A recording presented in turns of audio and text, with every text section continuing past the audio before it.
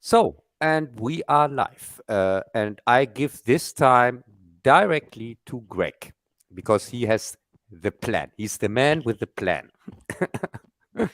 So, Greg. Hello, and yeah, hey, Cub, and welcome to everyone who is Man with the plan. out there. I'm sorry, Hello. listening to us. Sorry about that. Oh my God, I have lied again. I said he had a plan, but he clearly had no plan. You could I have hear a that. plan, but I had a malfunction. Oh my God. My good friend Cub, who likes to criticize and rightly so when I mess up, is here. We are live. Thomas is in the chat. Good to see you, Thomas Anderson. We have a Hello, pretty Thomas good show Anderson. on tap. We have Bazzil Broketail with us today, the famous battle dragon. How you Yeah, doing, Bazzil? hi Basil.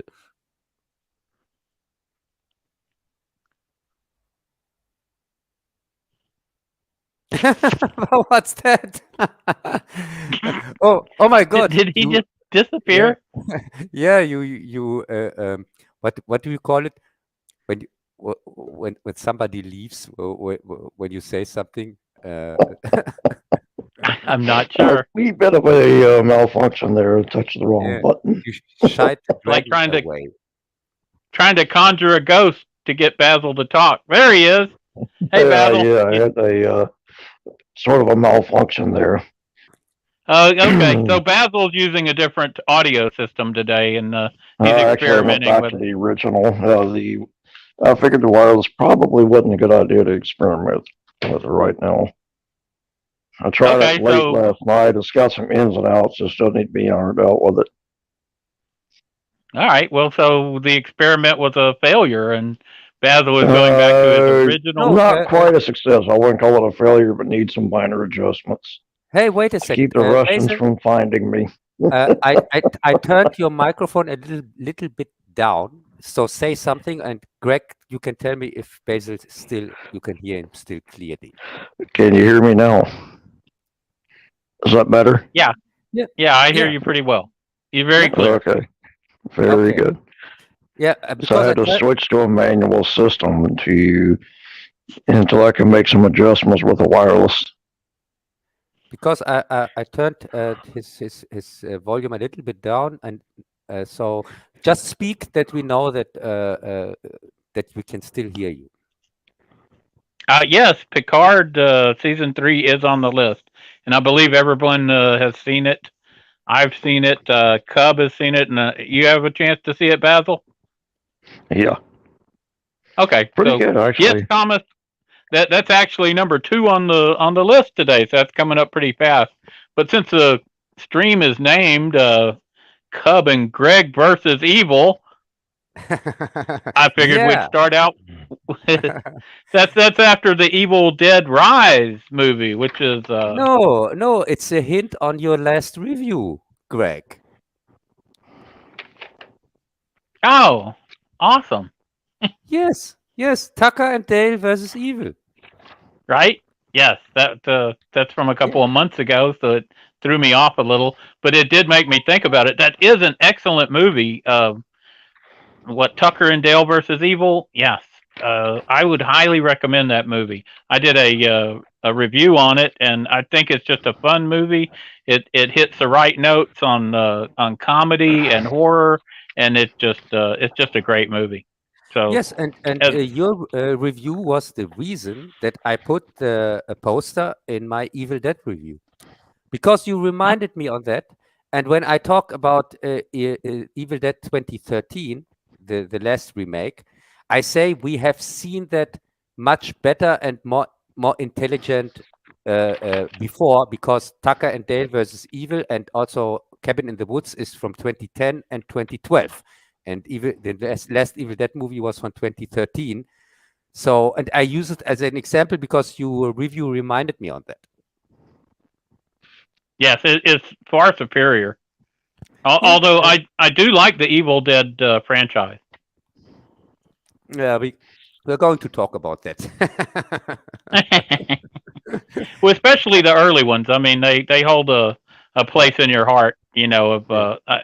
they're they're just transcendent of movie horror, low budget movie horror from that period. Of course, throwing in all those caveats, you could basically say whatever you want. If I don't like what I hear, then I'm going to change the title in Cub versus Greg and Evil.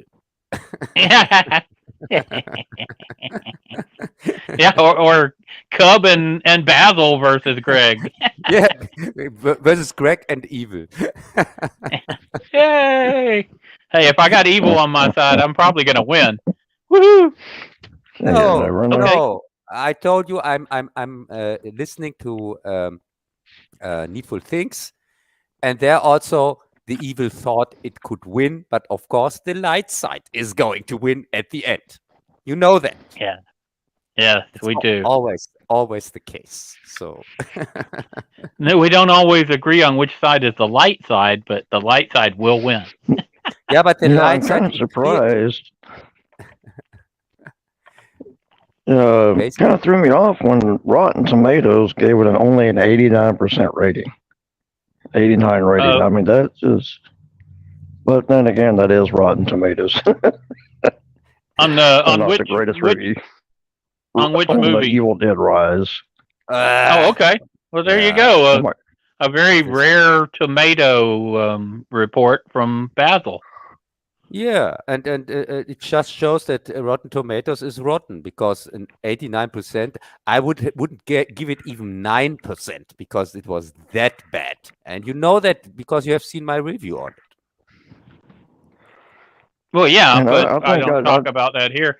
We have to assume that people haven't seen your review, so you'll have to explain why. Let's go ahead and get into it.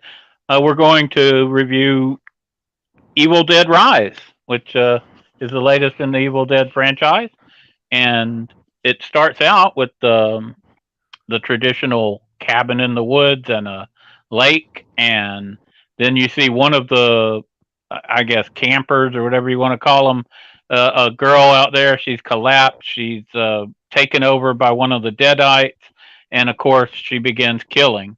Then they switch back to a building. And it's an old building. It's a building that's going to be condemned.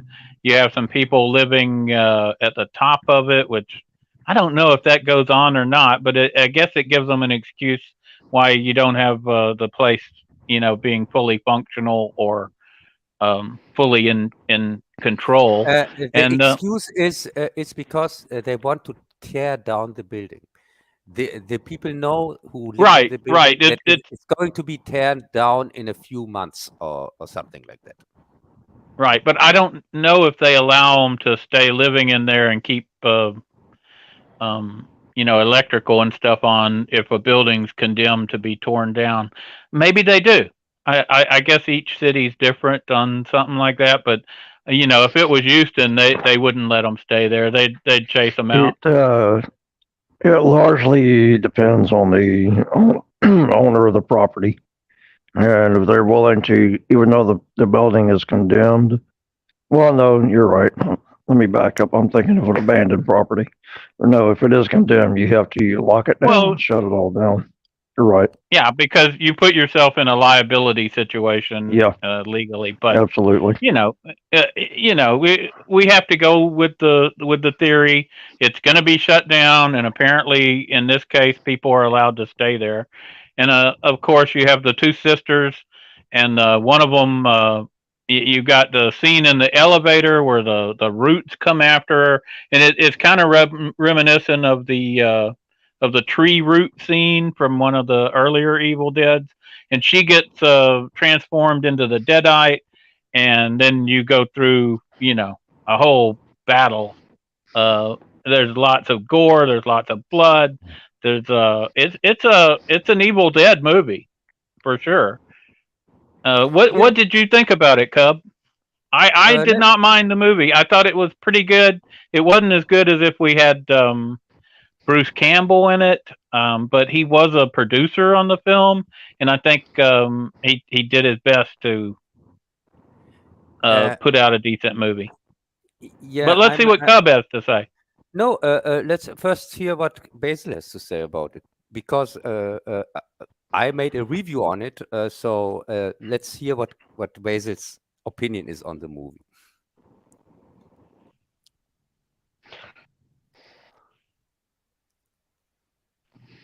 Looking at it, I would say if you're in for a great movie with a lot of blood and gore, a lot of action, go for it.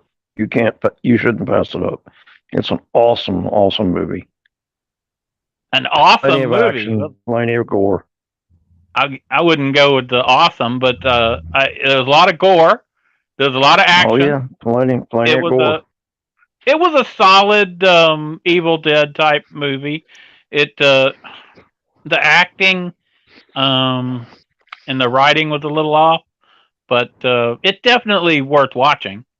I don't know though. We've heard about this review you did, but you have to actually tell us what you said now, don't you, Cub? Yes, of course. And so I think it sucks. It's not an Evil Dead movie. It's fan fiction. It's pure fan fiction. It has nothing to do with Evil Dead.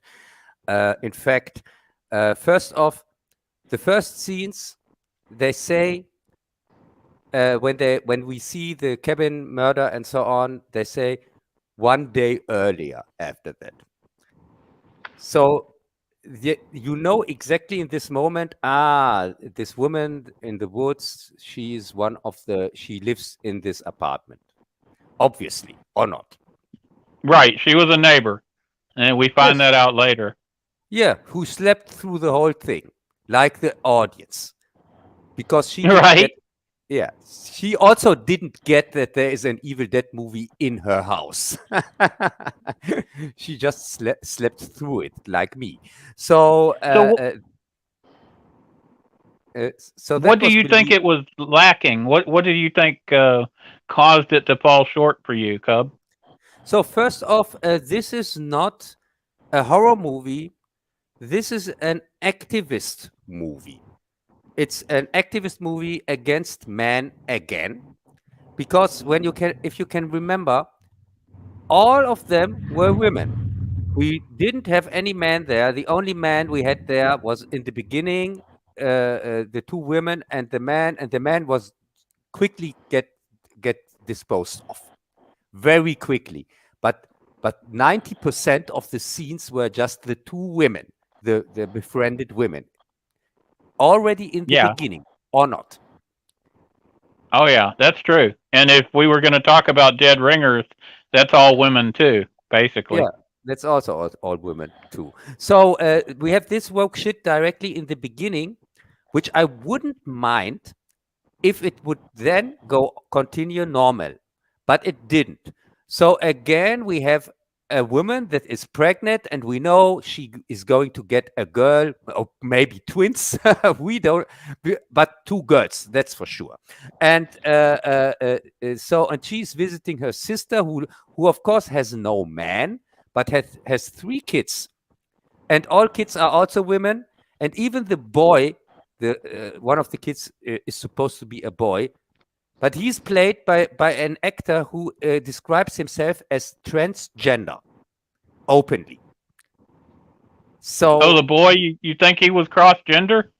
No, I don't think that.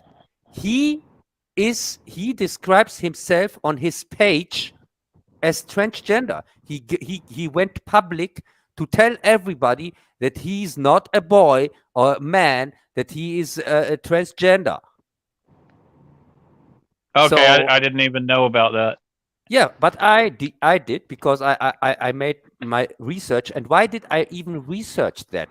Because I was wondering, a movie that is clearly completely against man, why is there even a boy from these children? I was wondering why the hell they even had a boy there. And then I researched this boy and found out, oh no, he's not really a man. He's a transgender, and that's the reason why they used him. That's for me clear. And also, they needed a kind of a boy or a man for some scenes, because he is the reason why these poor women have all the trouble. if you can remember, because who found the cage? Oh, it was him. That's right. The And book who played the record? and the records too. Yeah. So So I this is guess he had to be there to be the one who caused all the problems. So the you got to at stupid least one. have one man, so Yeah. that you can have somebody to blame. Yeah, they use the man as stupid fucks, like the boy, or the guy, somebody who is to blame, and the other two men in the building, they were also one of them was this old neighbor, and the other one was this gay fuck, or which came off like a gay fuck. They didn't say he's gay, but he acted like one, at least from my point of view. And both were just there to get humiliated, because they ripped off the scene with the eye and made a complete gender swap on this scene. If you have recognized that, because in the original scene, the eye comes from a woman, from the woman of the former owner of the Necronomicon, who found it in Evil Dead 2, because he couldn't bury his wife. He didn't have the heart to make pieces out of her, and so he just buried her in the cellar as under some rocks or whatever. And this woman turns into this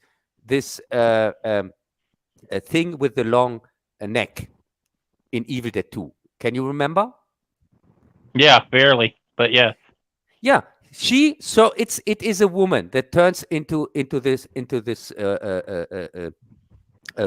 bird monster, and this woman, she gets her eye ripped out by Ash, by a man who was jumping on the cellar door, and so her eye gets ripped out in Evil Dead 2, and the other woman, Bobby Joe, swallows it. Can you remember? Yes. Yeah. So what about you, Q? Can you remember? Briefly. Yeah, and so in this new so-called Evil Dead movie, we have a complete gender swap. We have, in the first version, in the old version, it was two women and a man who was responsible that the eye got ripped out. And now there are two men, the old neighbor and this gay fuck. The old neighbor gets his eye ripped out by a woman, by the demon woman, and the other man swallows it. So it's a complete gender swap in this scene. In every character of the scene was just gender swapped. Did you recognize that? Not until you pointed it out. Yeah. So did you get the point that I think this is an activist movie that is clearly towards against man? Yeah, it does appear that way when you analyze it. Yeah, and really, I'm really sorry if people have fun with the movie. That's good for them, but I think the problem is here that people are not. They don't recognize quality anymore. It's for them enough when they see some references, and for me, these are not references. When they rip out the scene from The Shining here with the elevator, this was such a cheap copy of The Shining scene, and also at the end when they start to say "Dead by Dawn," for no reason, by the way. Where the children and the demon start to say that, this is just ripping off the original. It has nothing to do with reference or something like that. So okay, well there you go. And also it was ripping off Braindead. Here when the demons wake up here in the floor here at the end. These two. This scene was kind of like the one in Braindead, but with less, of course, with less people, with just two 2 demons instead of 50 zombies like in Braindead, because they didn't have enough money to show it like in Braindead. And Right. also it's ripped off the scene from the last Halloween with the crusher at the end, where she puts her sister into this crusher thing that is in the cellar. This was directly ripped off from the last Halloween movie, where they put Michael Myers into the crusher at the end, or wasn't it? Yeah. Yeah, that's true. Yeah. So this complete thing is an unimaginative rip-off from other much better movies, and also it didn't make any sense. So why the hell is in this is supposed to be Los Angeles. So in Los Angeles, thanks to an earthquake, it opens a cage here, a room, a hidden room in this building where the Necronomicon is, and also there's some records which are supposed to be more than 100 years old, over 100 years. So you are going to tell me that somebody 100 years ago, from in 1913 or something like that, that he decided to make a recording of his work about the Necronomicon, and also speak the words where he says, even on the second record or on the other side, he says, yeah, and when these words are spoken, you can't take that back, and there is nothing you can do against it. They even lie, because we know from Evil Dead 2 that you can do something against it when you open this portal, this time portal. Right, but maybe he was just saying that so you wouldn't even try to do anything. Yeah, but if he wants that, why evil doesn't always tell the truth. Yeah, but if he wants that, why does he record it when he knows how dangerous these lines are? Yeah, that would be crazy. Yeah, because if he would just have recorded it on like in Evil Dead 2 or in Evil Dead 1. Well, and it's also, if you know anything about it, they did used to have records that you could make recordings on back then, but they weren't these modern thin ones. They were thicker and smaller. You know, so it was inappropriate. Those were cut in a studio and mass produced. The type that you could make your own phonograph, those did exist, but they looked totally different. Yeah, and not everybody could afford that. It was not that a poor. It was a priest who, by the way, and this priest is supposed to be Bruce Campbell, by the way. He spoke the lines. If maybe you have recognized his voice. Yeah, it's Bruce Campbell. I did recognize it. Yeah. So this doesn't make any sense. And the other scenes, as I said, this is, for me, this is just an activist movie for somebody who has a message about empowerment of women whatsoever. I don't care, because when this message goes again on over the backs of men, I really don't care for this message. It was not necessary to show all the men like losers. It was not necessary at all. Well, we've seen this again and again. We saw it in the Charlie's Angels. We saw it in Wonder Woman 2. We saw it in movie after movie after movie that get greenlit during this time. They're just there's an anti-male agenda. There's no doubt about that. Hey, you mean George Orwell's Wonder Woman? Here, George Orwell's Wonder Woman 1984. Right? Yeah. I would much rather have seen George Orwell's 1984 Wonder Woman. That would probably be awesome. Yeah, why even put it in 1984? It didn't make any sense. They wanted to tie Trump and Reagan and all that stuff in. They don't even understand who he was. And Yeah, of course, what does he wish for? He wishes for more nuclear weapons, which the guy was trying to build a defense against nuclear weapons. yeah. So I mean that I'm for defending cities from nuclear attack. I mean, if we can shoot down a nuke that's coming for a city, we should do it. That just seems logical. But that they labeled that Star Wars, and it's all political. So they picked that time so that Ronald they could Reagan go. had that originally set up. Yeah, they wanted laser beam, laser defense. Yeah, they wanted to make Reagan and look bad, and they wanted to tie Trump into it.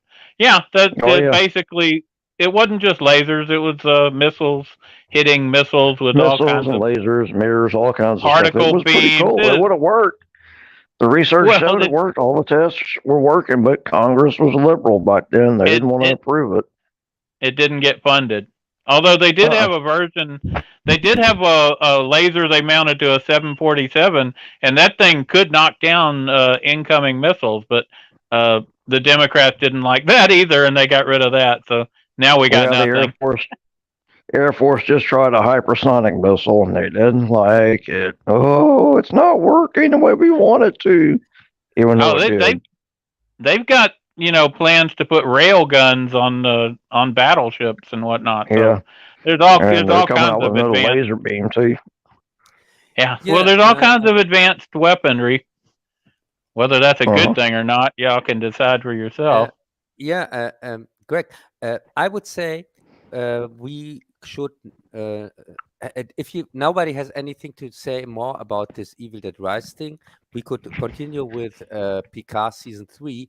Because I promised Thomas Anderson who's here in the chat, I promised him on Friday to speak about that, but we spoke so long about other things that I couldn't speak about it. Oh no! Time. Well, it's the second item on the list, so hopefully Thomas is still there, and we will move on immediately to Picard season 3, which was a vast improvement over me and Cub have covered Picard seasons 1 and 2, and we were not happy at all with the acting and the writing and basically everything except maybe some minor.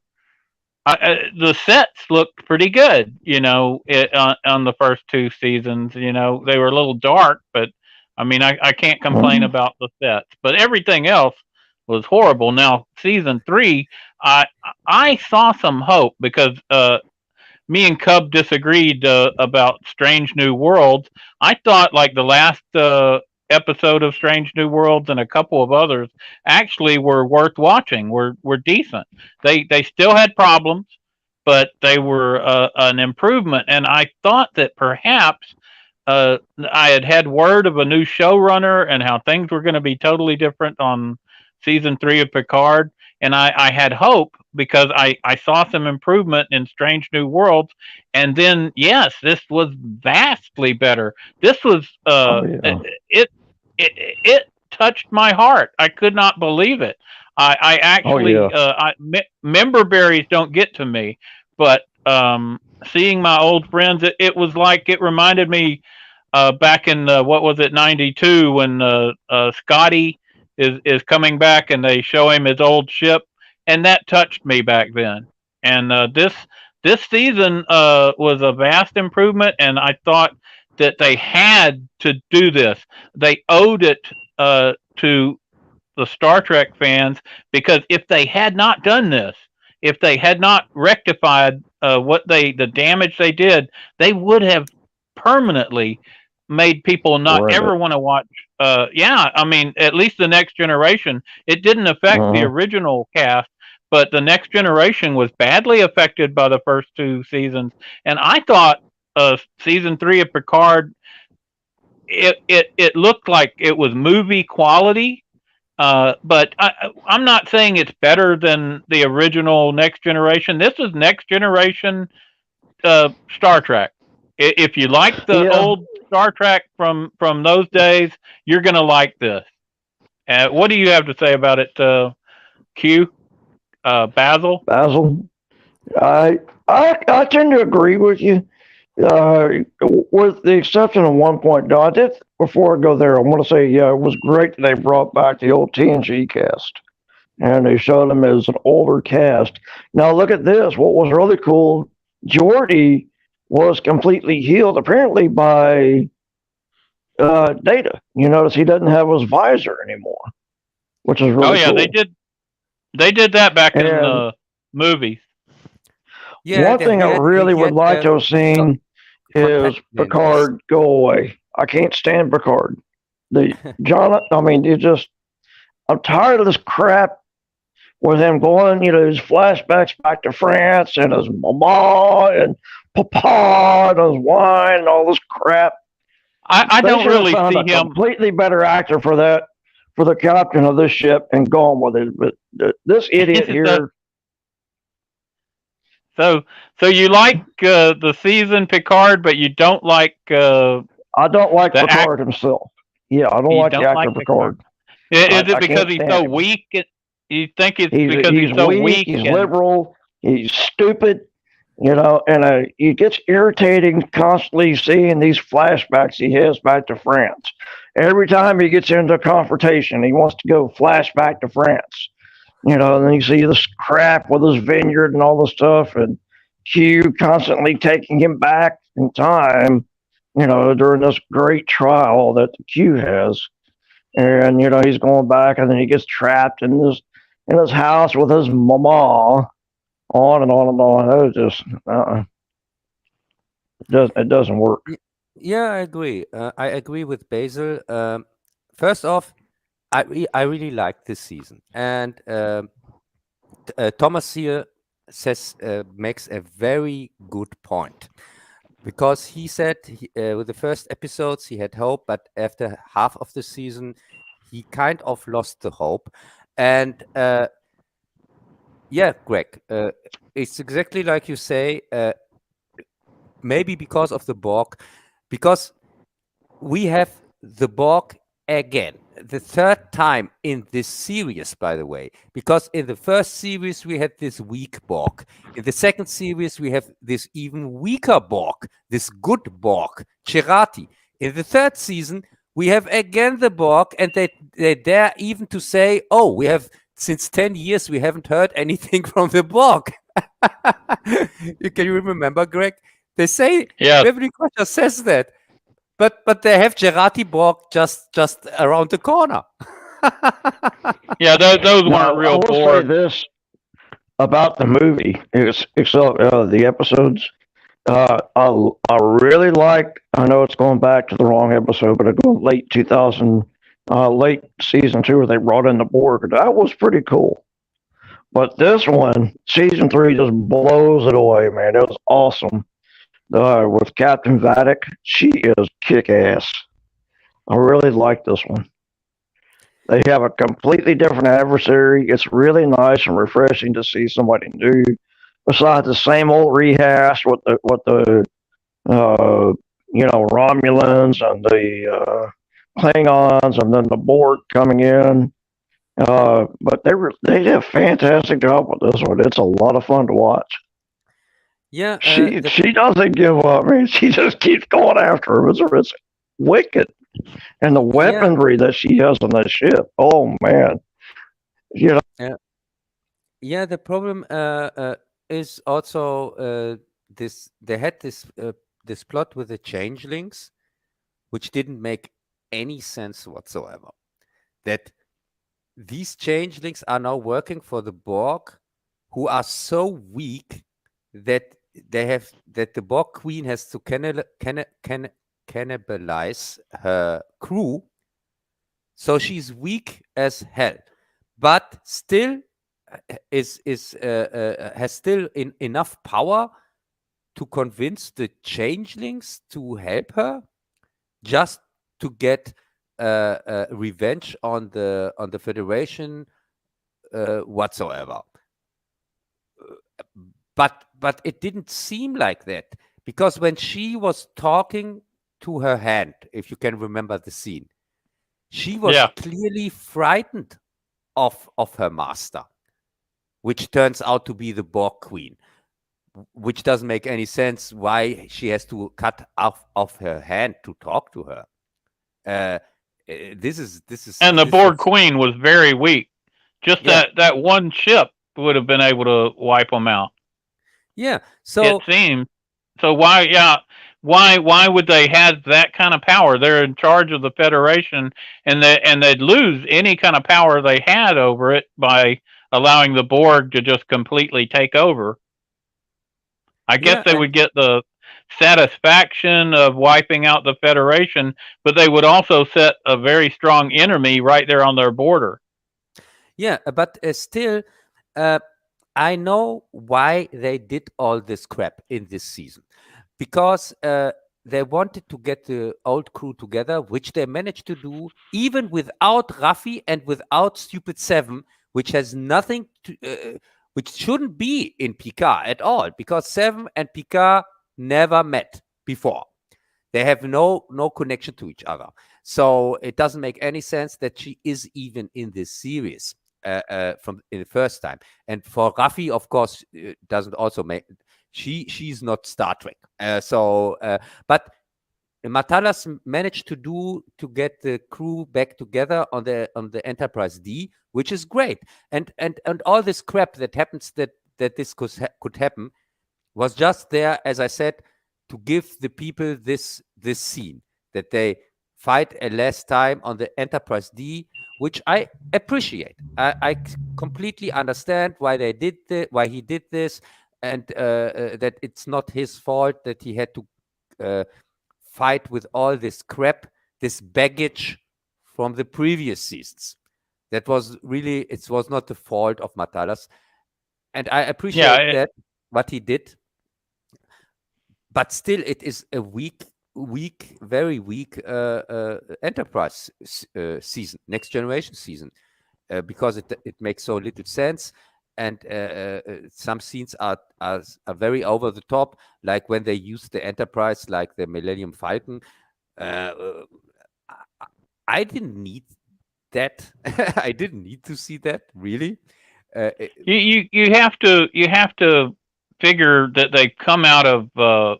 If you were trying to sit down and write season 3 after what they had went through with Discovery and the first 2 seasons of Picard, oh my God, I think they did the best they could in a terrible situation. Yes, they did the best they could, and even that at the end Q turns up was okay for me, because it was just a middle finger to Kurtzman. Because in Kurtzman track Q died in the last season, and now he's just back, kind of like a middle finger, as I said, to the previous season, which is okay for me. And but still, as a whole, it's nothing I would put in my collection. For me, the Star Trek kind of ended with all good things.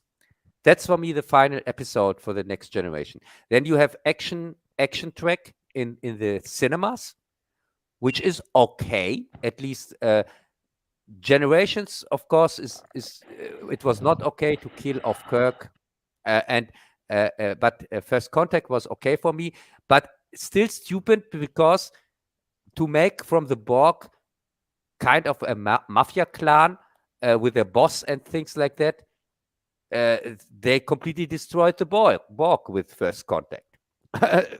So, but it was still an entertaining movie. I think it gives me hope.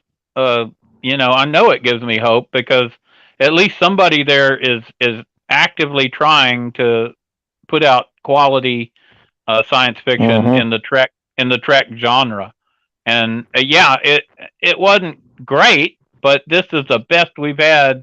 Like Thomas is saying, this is the best we've had of the new Trek era. because obviously, yeah. you know, Discovery is horrible. And did you And the first two seasons of Picard are terrible, but this was watchable. I'm not going to say that it doesn't get to go. I think this was more of a repair job.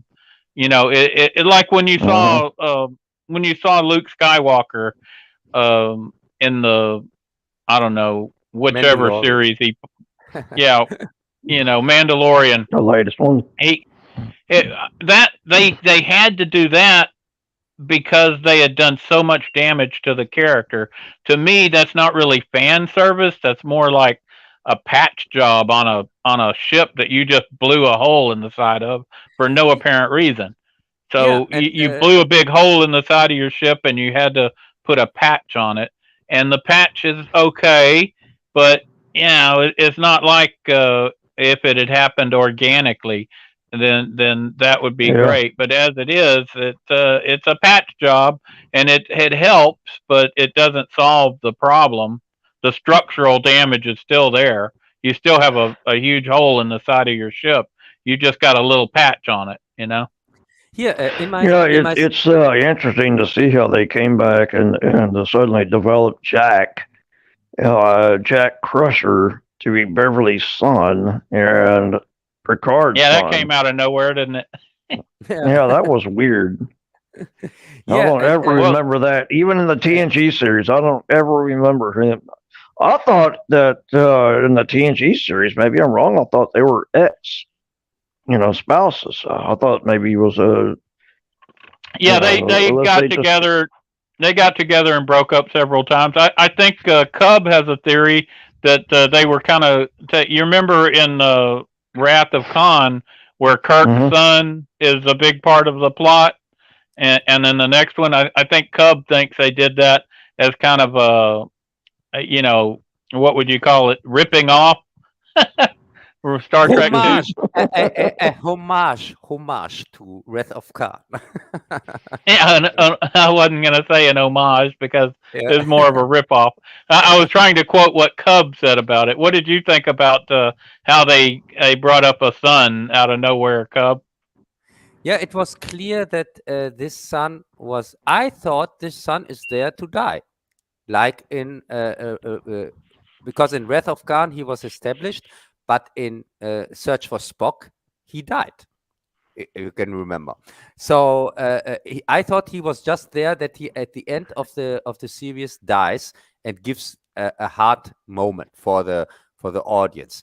And I was really surprised when he survived at the end.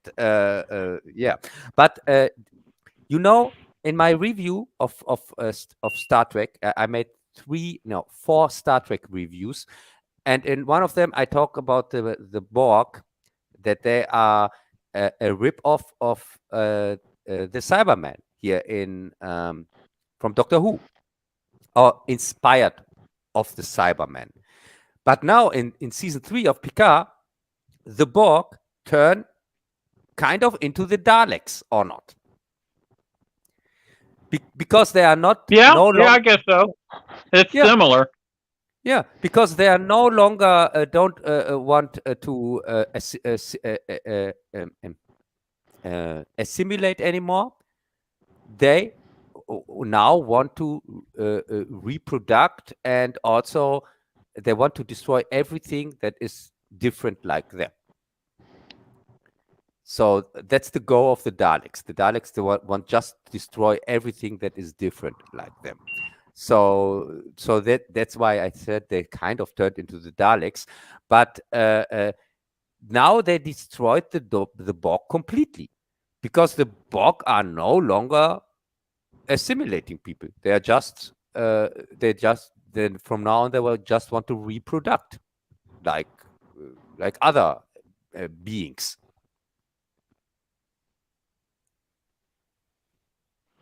Sorry, I was answering Thomas. Yes, I agree. Yeah, and did you get the parallel between what happens in season 3 of Picard and what happened in reality here with this Corona crisis pandemic thing? Because in Picard season 3 we have a virus that infects only young people and makes them turns them into stupid, brainwashed zombies. So kind of the same situation what we are facing here. Because most people who were affected here from this so-called pandemic whatsoever, were the young, stupid people who fall for this scam and were working against the adults.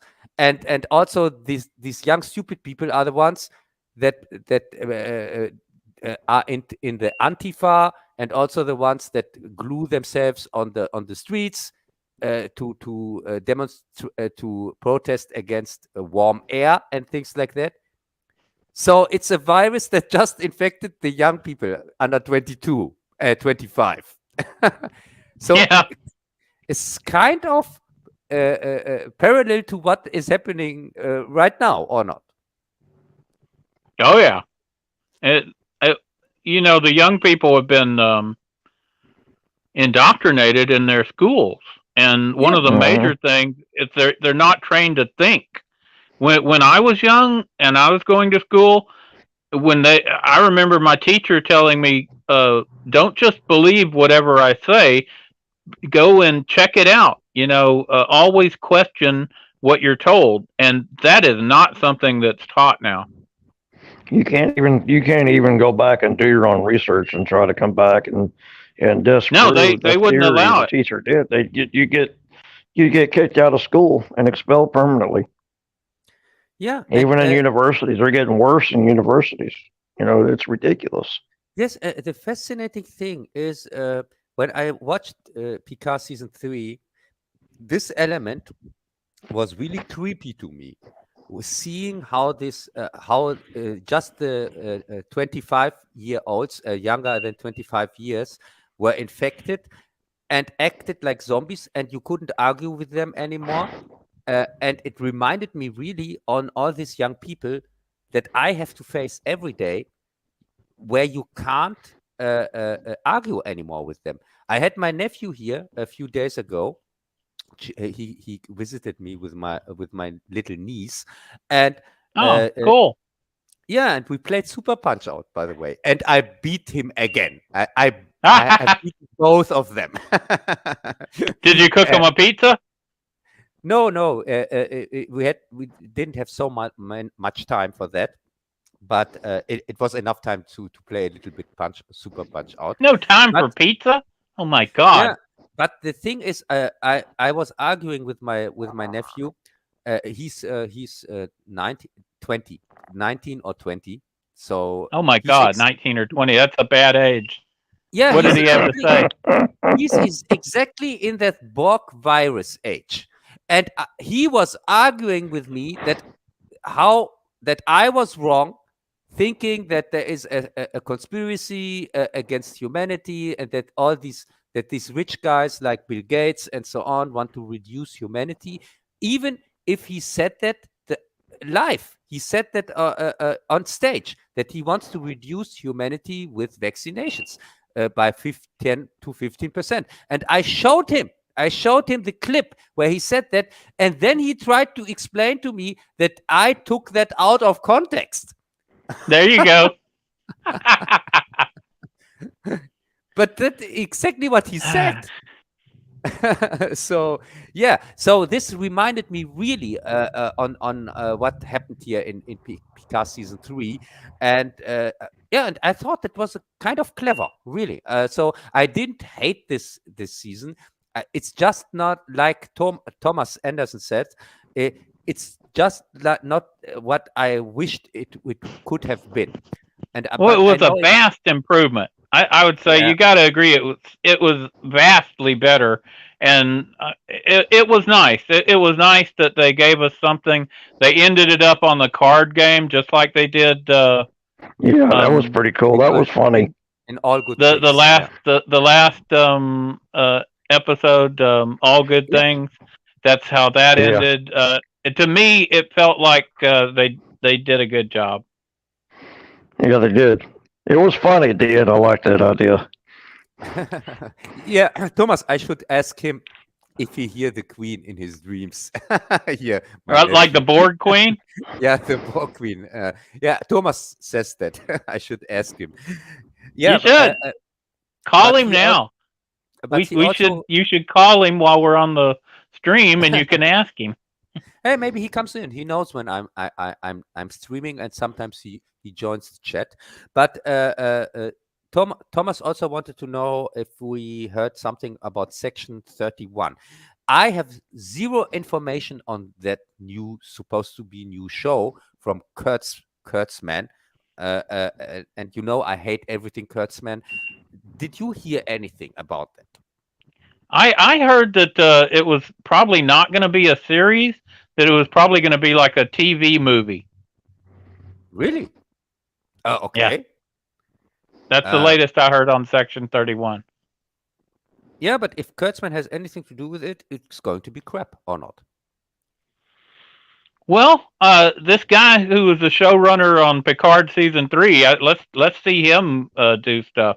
I'm hoping that the people who are in charge, who made the deals with Kurtzman, are going to realize that Kurtzman made terrible stuff, and this guy can make decent stuff. Maybe they'll require him to back off and let this other guy do the job. I don't know his name. You probably do.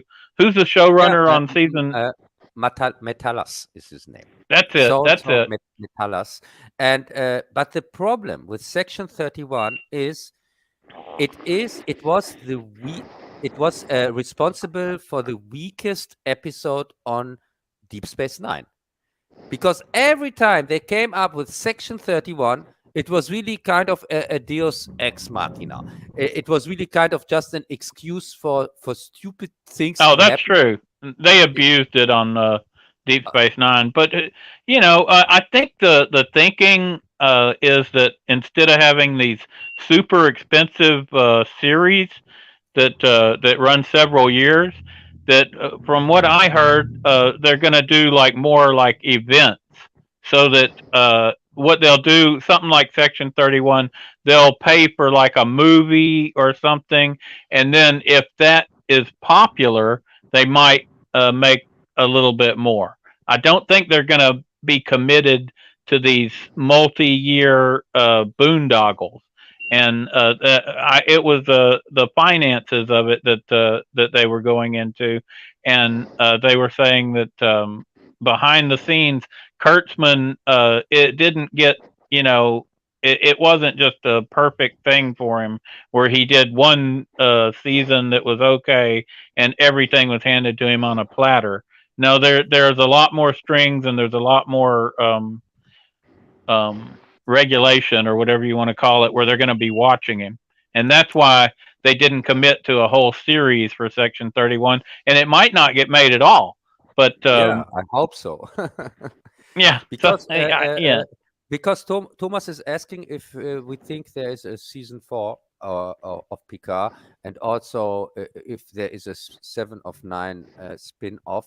And I'm going to say something about that. First off, I think Picard is over. I don't think that there is any continuation whatsoever. And for the spin-off with 7 of 9, hell no. Because the end of Picard really pissed me off when they made Raffi this nobody. First off, they teamed her up with Worf, which led to the fact that I couldn't enjoy any scene with Worf because of the stupid Raffi character constantly by his side.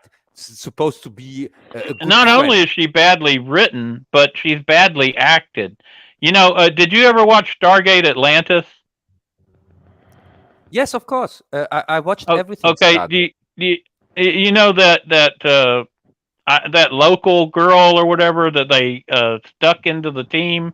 I forget her name. She was like this Raffi character, She was a terrible actress, badly written, and they had her in all these episodes where she just drug it down. It's like Cub saying, when I see Raffi on there, it's unwatchable.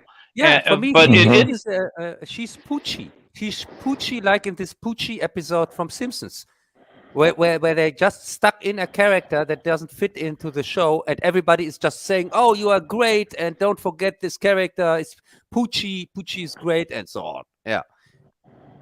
Yeah. Well, I do not think there will be a season 4 of Picard. I think that's almost certainly not going to happen.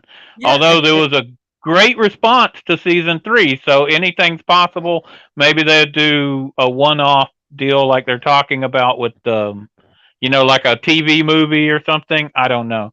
If they did, it probably would involve the stupid Rappy character and 7 of 9 being the captain. Although yeah, that did take me by surprise that they set that up, because it seems like that wouldn't be a great series.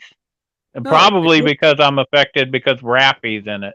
I really wanted that character to get killed off. Yeah, and also, first off, 7 of 9 is not a good captain.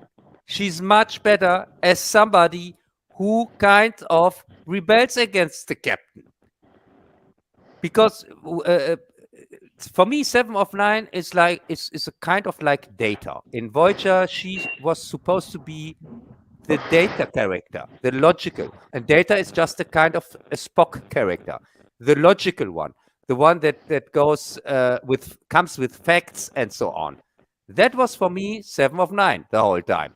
So making from out of this character the captain is not the greatest idea in the first place. And also, Raffi as number 1? What the hell? This is she's not in Starfleet. She's nobody. For me, she's just a made-up character, and now she's supposed to be the number 1 on a starship. For what? Also, that doesn't make sense. Yeah, you've got to go through Starfleet Academy and all that. You don't just get to take over because you're your girlfriend of the captain or whatever.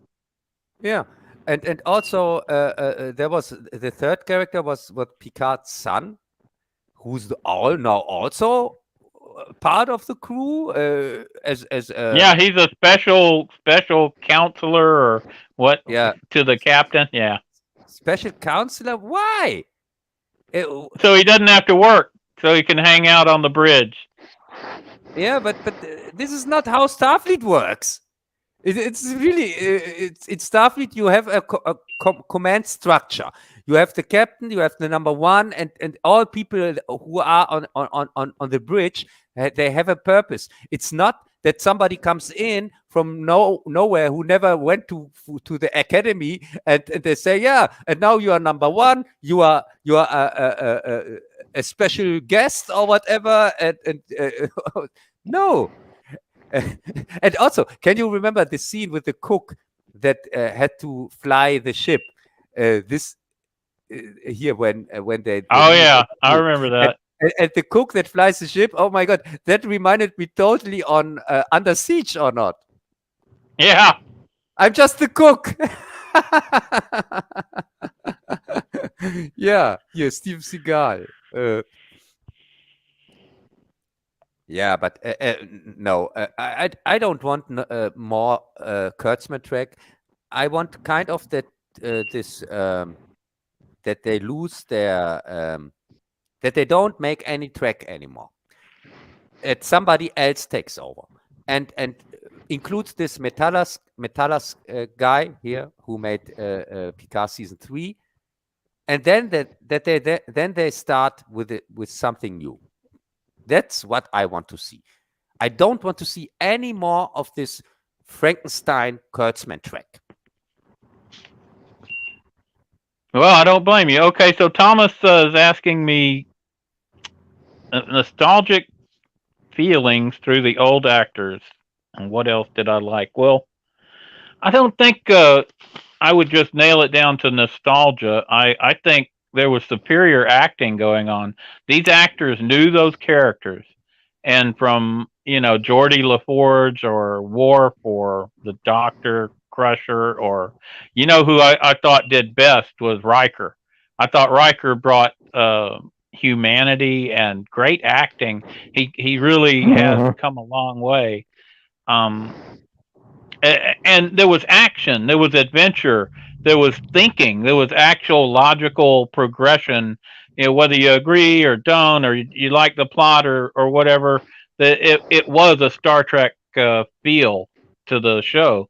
The ships, the phasers, the action, the just the scenes of talking, they made so much more sense than I've seen since Enterprise.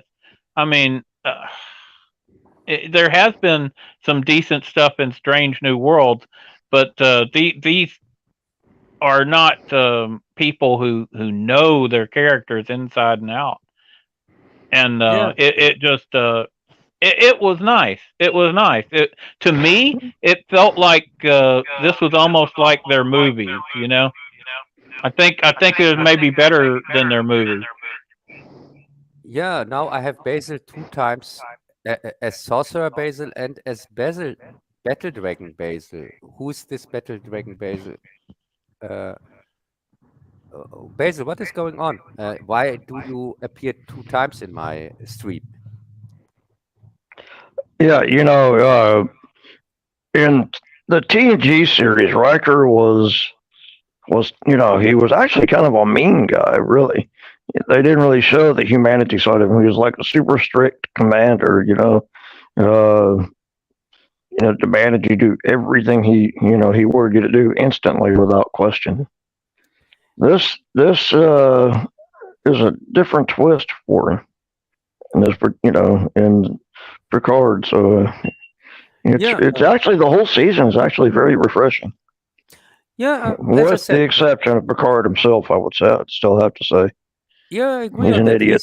He's also just too old. Please, he's kind of 100, and I don't want to see a 100-year-old Picard, and I don't want to see a 100-year-old Indiana Jones. And we're going to come to that when it comes to the trailer section. Mm-hmm. That's true. Should we move on to the next topic then? Yeah, I would say. Okay, so that finishes topic 2. The third one is Thinner. This is a movie from the 90s that Bazzil wanted to add to the list. Sometimes we do brand new stuff, and sometimes we throw in some older stuff. This is a Stephen King effort, and it's based on one of his novels. It's about a attorney, and the attorney is getting a blowjob, and he kills a gypsy woman, and the gypsy and her father, who's like super old, puts a curse on him, and so he starts losing weight. He's extremely fat, maybe 350 pounds or something, and he loses weight and he loses weight, and finally, he's clearly dying, and the other people, the judge and the cop who were in on covering up his murder of the gypsy woman, they end up dying in horrible ways too because they're cursed. So, let's go to Cub. What did you think about the movie, Cub? So, first off, this movie is from 1996 from Tom Holland, the same guy who made Fright Night, and the same guy I made a retrospective on. My Fright Night review is also a Tom Holland retrospective, where I talk about all his movies, but not about Thinner, because Thinner got from me another review together with Maximum Overdrive. It's the one Stephen King review that is banned on my channel because I used because I used the original soundtrack from AC/DC for now people are finally gonna get to hear what you think of Thinner. Yeah, so if people want to check out the Thinner review, I'm going to put it here in the chat. You might ought to put it in the description too. That way, if they're watching on a replay, they can find it. Yeah, if I think about it, I also put it in the description. but I have to find it first before I can put it anywhere. Wait a second. So let's hear what Bazzil has to say about Thinner, because it was his idea to talk about it, and then in the meantime I can search for my review. Okay, then we can hear what you had to say. Yeah. What did you think about the movie Thinner? I loved it. It was funny as hell too. I mean, the idea that this lawyer was so fat, he was huge, and no matter how much this guy ate, he would still lose weight. And he didn't quite grasp the idea. His wife kept telling him something wasn't right, and he just, ignored it. And then eventually he started to realize something was wrong, and he went to track down the judge involved in it. And the wife of the judge didn't want anything to do with him. She knew, he was apparently cursed, and found out that the judge started, having the same problems. He started mutating into another creature, something like a lizard or something like that, I believe. And then I think it was a lizard creature. And he actually moved out of the house and went to live somewhere else. I forgot exactly where, but he transformed completely and then eventually died, I think it was. Now the cop, I think they sent him to one of those clinics, like they were trying to send the lawyer to. Remember, the lawyer wife actually went there. The lawyer actually went there, but then he eventually left. But it didn't do either one of them any good. Yeah. So I put my review into the chat. So this is a movie, a Stephen King adaptation from a book which was written under the pseudonym Richard Bachman, and it was in fact the one that is mentioned in The Dark Half. Because can you remember the plot of The Dark Half, where it's about an author where his pseudonym gets blown, and he decides to come up with it himself, that the blackmailer doesn't have a chance to blackmail him. And this was a hint on what happened to Stephen King, because with Thinner, his pseudonym was blown, and he came out that he is Richard Bachman, that Bachman is king, so that the press couldn't come out with the fact. It's just an interesting detail. Side. Well, that is interesting. Yeah, and I have read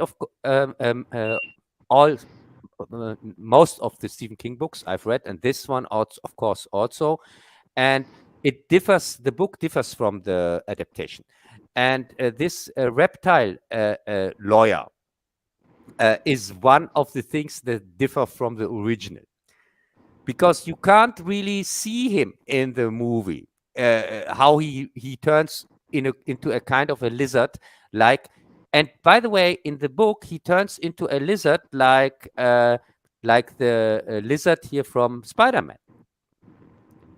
He kind of looks at the end. He looks really like a walking crocodile. So oh wow, yeah. No, you don't get that at all in the movie. You don't get that at all, because this is a cheap movie. And that's why I'm so disappointed, because they didn't put enough budget into this movie. They had a very good director, Tom Holland, but Tom Holland, he just can work with the things he had, and he's clearly no Telly Metellas, like here in Picard season 3, who got a very tiny budget of 1 million per episode. He had just 10 million for the whole season, and he clearly used every penny. You can see every penny on screen with season 3 of Picard, because it doesn't. Isn't that amazing? Yeah, it really doesn't look cheap. It looks. I didn't realize that they had cut the budget, and yeah, that's amazing. Yeah, he Or had that they this. did that in Thinner. I mean, Thinner is a good movie. I think it's very unique in that you have like the guy who he got off of the murder charge who comes to help him, the hitman. It doesn't matter whether he believes in the curse. What matters is his friend needs him, and he knows how to make things happen. And clearly, the gypsies had never come up against somebody like that. That's exactly how I would have handled the situation. If you think you're going to put a curse on me, and I'm not going to come back and kill you and several of your people, you're crazy, because that's exactly what's going to happen. I don't see how the gypsy would even be alive if he's constantly going around doing stuff like that in America. You're going to get killed. And, Yeah, the curse of the white man from town is very real. yeah, I know. And but the thing is, the movie has some problems. One of the problems, as I said, is the budget was too low, because I was waiting the whole time of the on the for the crocodile Oh, creature. right? Yeah, because I read it in the book and I thought, oh my god, this is going to be so awesome to That would see have been that awesome. on screen. When he breaks out, the crocodile creature breaks out of the place where he is, yeah, of the hospital. And I just what I was waiting for this scene. And also the problems is the casting, because the gypsies were completely miscast. The only good cast with the gypsies was just the woman that got driven over here, the woman that got killed.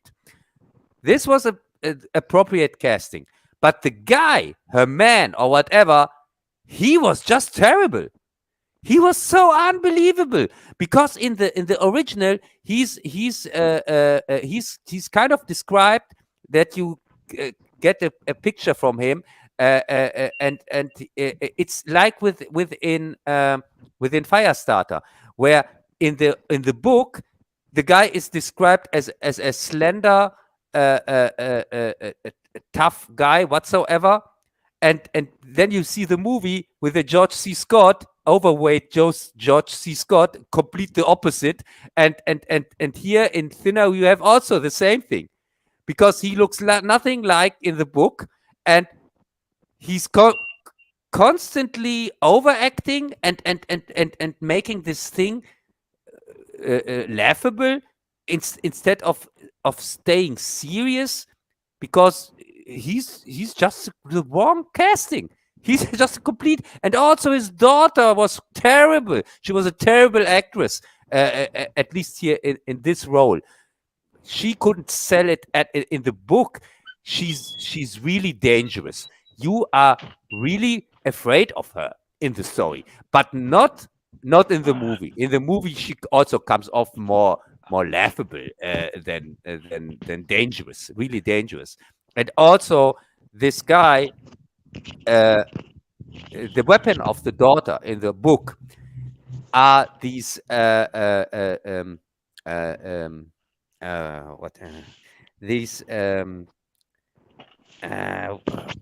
she shoots these things, what you call them, these round things. I don't have the English word for it, Greg. I'm not sure. She shoots what? She shoots these iron round things. What are these things when you play with as a child from glass? Oh, marbles. Marvel. Ah, yeah, Marvel. She has iron marvels in the book, and also in the movie, you kind of get that she is shooting with these iron marvels.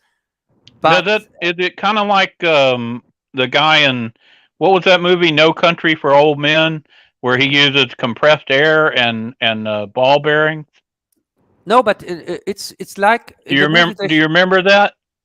Yes, that was great. But as I said, it is in the movie. They tried to show it in the movie like it was told in the book. She's shooting these iron marvels with her shoot where kids kids use that to shoot things. What do you call that? Greg, I don't know what you call it. I was just this trying thing to figure it out. that That's from children, the book, though, right?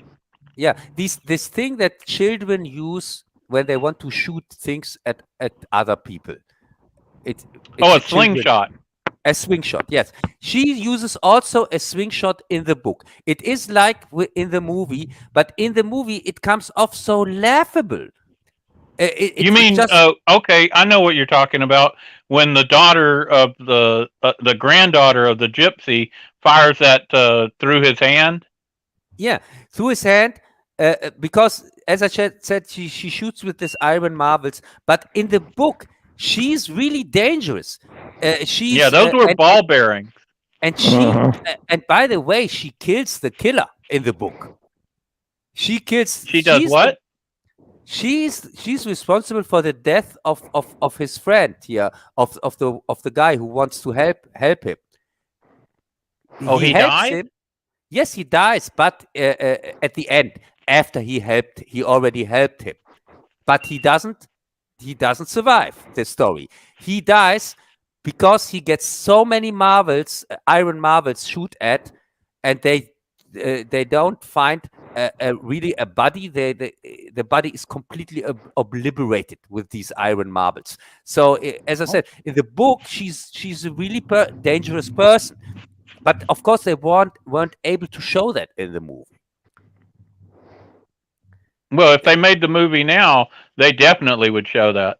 Yeah, with CGI, they would show that, and it would look horrible too. So, well, she's female, so yeah, the males would all be weak. Yeah, but as I said, the atmosphere in the book is much more tense, and I was really disappointed with the movie when I saw it, and I don't think it's the fault of Tom Holland. I know compared to other adaptations, it's kind of still a good adaptation because it's a good movie. I mean, if you haven't read the book, then you probably would have really liked the movie. That's the problem, Cub. You've always got something to compare other stuff to, and it makes you angry, and you end up being angry, Cub, instead of happy, Cub. Yeah, and for me, it's really more of an okay thing. It's not that terrible that it makes me angry, but I'm just disappointed. Especially, I'm always more disappointed than usual when it comes to Richard Bachman stuff that gets adapted, because the Richard Bachman stuff is kind of his best work for me from Stephen King, and they just don't put enough care into these adaptations. And my favorite Stephen King book is a Richard Bachman book. It's The Long Walk, and Running Man was also one of my favorite books from Stephen King, and they botched these adaptations completely, as you know. Well, this is one of Bazzil's favorite Stephen King movies, so he wanted to share that with everyone. Yeah, it was a great experience. Stephen King movie. Yeah, the movie is okay. The movie is okay, but as an adaptation of a Stephen King book, it fails sadly. But it is still a movie itself. It is okay. Okay, well, I guess that's it for Thinner. Let's move on to the next subject, unless somebody has something else to say. I guess they don't. Okay, the next one is Tetris. This is a really good movie that is on Apple TV. Cub recommended it to me, and I would say it's an excellent movie. It takes place at the very end of the Cold War, so we're talking like the late 80s. Yeah, and 88, I think, or 87. Yeah, and the original inventor of Tetris turns out to be a Soviet citizen, and they sell the rights, a very vaguely worded thing of rights, which doesn't define whether it's a console or a desktop or handheld, and the whole movie plays out going back and forth with. Well, I'm going to let Cub describe it. He'll do a better Yeah, job. What did you think of the movie Cub? yeah, Tetris. First off, it's one of the few good movies that came out this year. It's the second good movie after The Menu. We have here another menu on the menu, which is called Tetris. I got it recommended from Jess. And yeah, this was a very cool recommendation from him because I didn't want to watch it. I thought it is anti-Russia propaganda, but it turned out to be a very clever movie about this PC game or console game Tetris, which is very popular. And also, for me, this is probably one of the best game adaptations in general, because it Yes. is not the usual formula. Because you think a game adaptation has to be About the game. about the game. This is what happens in the game, and now we can see that on screen. But no, it hasn't. This is much better game adaptation than any game adaptation else. Even better than the Super Mario Brothers one, because Super No, Mario. It's this actual history. That's the difference. It's interesting. It's actual history, and it's also about a computer game, and the style of the movie is that what sells it to me, because the whole movie is like a computer game from the 80s. It directly starts out with this Oh, you're images. right. Yes, that's right. That's what it was doing. I didn't even pick up on that. Yeah. Yeah, and that is the thing. It gives you kind of the Tetris feeling by watching it, because constantly scenes turn into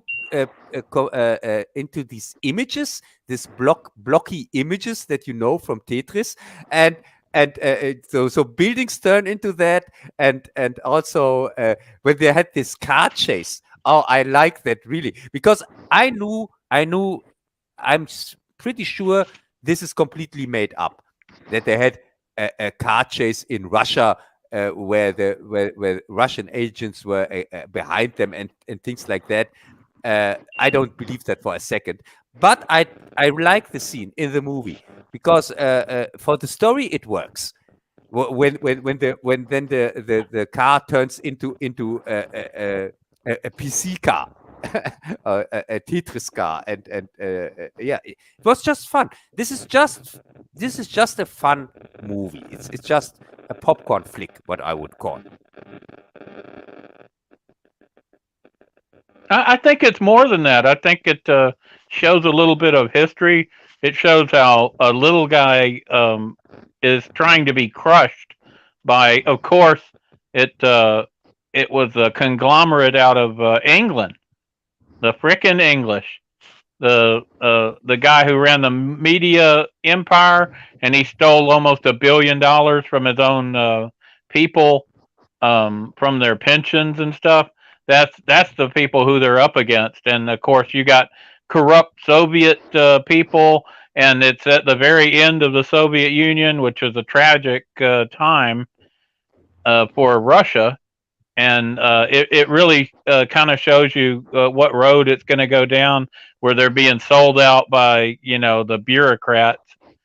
And I thought they did a really good job of conveying the feel of the time, and the emotions. The actors did a great job. I thought the writing was first rate. I would say, yeah, Cub is right. This is one of the best movies of the year. Yeah, and also the use of the soundtrack was so great. Can you remember when I mourned about the use of holding out for a hero in Super Mario Brothers? I thought it was just cheap thrown in there and completely wasted. They used this song in Tetris even twice, but they didn't use the original version. They used, for the Japanese scenes, they used the Japanese version. And for the Russian scenes, they used the Russian version from Holding Out for a Hero, which was great, which fitted completely the tone, because these cover songs were back then a thing. They were back then a thing. And also that they liked Final Countdown so much in Russia. This is true. This is not made up. From these are things that were. I can't stand the song, but in the movie it was used appropriately, exactly how it would have went down back then. And also at the end, to use Pet Shop Boys' Opportunities, Let's Make Lots of Money, was great. It was a great idea. And also we see at the end the real people, the real inventor and the real guy who looks much more Chinese or Japanese than I thought. Yeah, and it was great to see what actually happened to everybody. I always enjoy that. Yeah, one of the few. It's nice. It's nice that the guy didn't cut the inventor out. He ended up making the company with him. You know, and there are still good people out there. And the Russians, of course, there was this message of we from the Russians here, where they had this party and we want freedom and so on, yada yada yada. But the whole thing, the Russians were not completely portrayed as the evil guys or something like that. There were corrupt ones between them, of course, like in every society. But for example, at the end, even the people in power and in charge didn't want to make decisions completely against the country. Here, the one that didn't want to sell out his country at the end, if you can remember. Yeah, I do. And you end up cheering for the Soviets, and Gorbachev and stuff, because in this instance, they're the good guys. Yeah, they were not the bad guys. And here, Bazzil, were you able to watch Tetris, maybe? Bazzil, did you get a chance to see Tetris? No. Sorry about that. No, maybe you can watch it and give us what you think of it next time we're on. Yeah. It's really worth watching. I will say this. I know you're going back to the briefly mentioning about Gorbachev and associates. As much as people hate the Soviet Union, and rightfully so, Gorbachev, in my personal opinion, I think he was one of the better Soviet leaders, even though he was still corrupt, still sort of an evil guy. When you compare him against a lot of these other guys that led the Soviet Union, and he was the one responsible for actually, breaking up the Union as it was, and he was hated for that. Well, he was a tragic figure, but that's a little more political than we usually get on the show. Okay, so I guess that's it for Tetris. You want to move on to the next one? Yeah, of course. Okay, so the next one is a movie from 2022 called Vengeance. Did you get a chance to see it, Cub? Yes, of course. And I thought it was. It's called, by the way, here in Germany, it's called Revenge in the Texan Way. The Texan Way of Revenge. It's called here in Germany. And Revenge the Texans Way, huh? Yeah, and at first I thought it's a stupid comedy, but then when you get more into it, you see that it is much more intelligent as you think, and the end was kind of cliched. I thought that he kills the guy, but for me it was okay. It wouldn't be a movie that I would normally watch, because this main actor is a comedian, I think, or not. I don't know. for me, he comes off like a comedian, and these are not movies, the movies that I normally watch. But I thought it was okay. I didn't regret to see it. Well, okay. I thought it was definitely worth watching. Not a great movie, but a solid movie. And we're talking a movie made in 2022, and it doesn't have any of the woke nonsense. It doesn't have any of the stuff that makes you so mad. So when we talk about it, it starts out in New York, and the little scene that it does at the party between our main character, I forget his name too, and his friend, where they're going back and forth, you can tell they're leading this super shallow life. And well, his girlfriend gets killed, and the brother of the girlfriend calls him in New York, and he agrees to fly to Texas.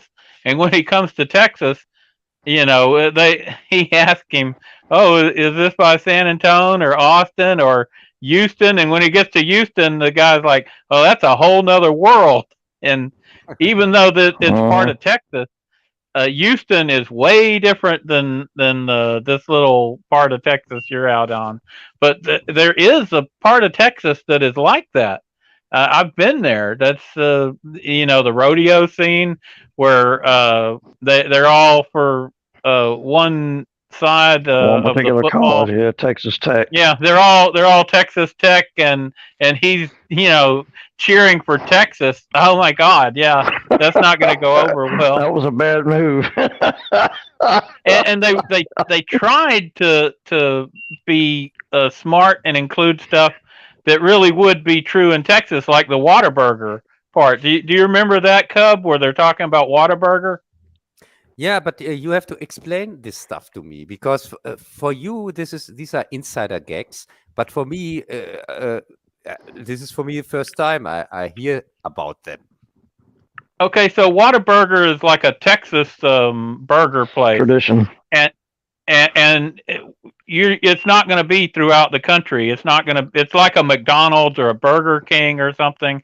But the difference is what threw me off about how they wrote it. They were so close to being accurate, but they couldn't stand to just tell it like it is. When they make it into a joke, because he asked them, "Oh, what's so good about Whataburger?" And everybody's like, "Oh, it's just great because like they're idiots or something." They couldn't give a real explanation of it. They were just and the real explanation is simple. The food tastes better. It's local. It's fresh. It's not processed from garbage, you know, like McDonald's. Yeah, like McDonald's is just processed crap. I mean, when you eat it and you use the bathroom later, you'll know the difference if you've eaten real food. So without going into it, it's real food, and it tastes better, it smells better, it's got a better price. Yeah, you can tell it when you eat it. You can tell it's actually fresh. It's got that good snap to it. The lettuce and tomatoes, pickles, onions, all that good stuff. And the fact that they actually take the time to cook it the way you want and give it to you fresh off the grill is a whole lot better than. And that's another thing. BK and they could have said, "Oh, you know, not only does it taste better, it's fresh, and they cook it right when you order it. They don't have it sitting there, and you know, and you can order it like 170 different ways." So, what I'm saying is, they did the right thing in showing everybody going to Whataburger, everybody appreciating Whataburger, but they had to make them look like stupid hicks, because you can't have Texas people come off looking smart or something like that. They have to be demeaned if you're writing this and you're sitting in New York City. They wanted to include it, but they also wanted to take a shot at us, you know, and they did. They had everybody, you know, acting stupid, but well, you know, Texas is not well liked by anybody, really. I mean, it's just the fact of the way it is. Unfortunate. I don't know. We got certainly we're well liked by some and despised by others, but I'm just saying the people here in America who are writing these things, they're going to see Texas as a red state. They're going to see it as a Trump state. So if they do anything that makes you look good, they're going to stick the knife in there and twist it.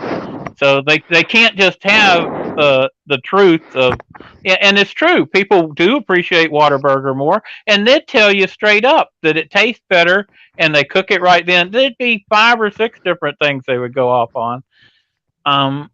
Also, when they mention the Alamo and they get this weird reaction of them almost crying or something, that was piss poor. That's not how we act here in Texas. It's just that's part of our history, and we acknowledge it. And if you were to discuss it, yeah, I guess I don't recall very many discussions in my life about the Alamo. Certainly not, sitting around with your family. I don't recall ever talking about it with Dad. I mean, I'm sure it came up in conversation, but it's not like, oh, it's so reverent and we must be, we're here crying for people who died 150 years ago. No, they were going to die anyway, and they went out, doing what they needed to do. I certainly respect them, but they made Texas look kind of stupid again there. But overall, I thought it was a good, like, kind of a fish out of water story of this guy coming down, and he's actually running into real people. To him, this was just flyover country. He's a New York City guy, and I got nothing against that. That's who he is. But if you see his first conversation with his friend at the very beginning of the movie, this is a very shallow individual. And for him to come through the journey, and it was a journey he went through, and when he gets to the end, and that guy's he's clearly going to get away with it, and he knew it, and he shot him. And yeah, that's exactly what we'd do in Texas. Hell yeah. And can you remember we had the same situation here? We had a conversation between a Texan and a New York City guy in one of our streams with Mackenzie Lambert, if you can remember. A few years ago. Oh, was that the guy who? What was his name? Oh God, Mackenzie Lambert. Yes, I do remember that. Yeah, and he was from New York, and you were from Texas. and the Alamo did come up, right? Because he was saying that he was saying it was all racist and it was all about slavery. It was basically the community college version that they sell. It's they act like. I asked him, well, what was the flag that flew over the Alamo? And of course, he had no idea. He was sitting there spouting all this stuff about the Alamo. Oh, he knows it. I said, well, how many Hispanics were at the Alamo? Oh, he had no idea. The only relief column we got was Hispanic. No, it's mostly Hispanics in the Texas Revolution. It's just a smattering of white guys, but they don't care about that. They want to paint everybody as slaveholding, racist. Well, heck, the Hispanics were Catholic, and the Pope was anti-slavery, and Texas would have ended up being anti-slavery. It would have just taken a little bit more time. We had a lot of influence from the stupid. Well, they failed to realize too that Santa Anna also had slaves himself, and he was holding all of Mexico as slaves to begin with under his. Well, there was a lot going on, and I remember that guy now. But yeah, the flag that flew over the Alamo, that was the Mexican flag, and it had 1824 on it, because 1824 was the Constitution of 1824. Texas was not trying to break free at that point. They were trying to get Mexico to respect their own Constitution.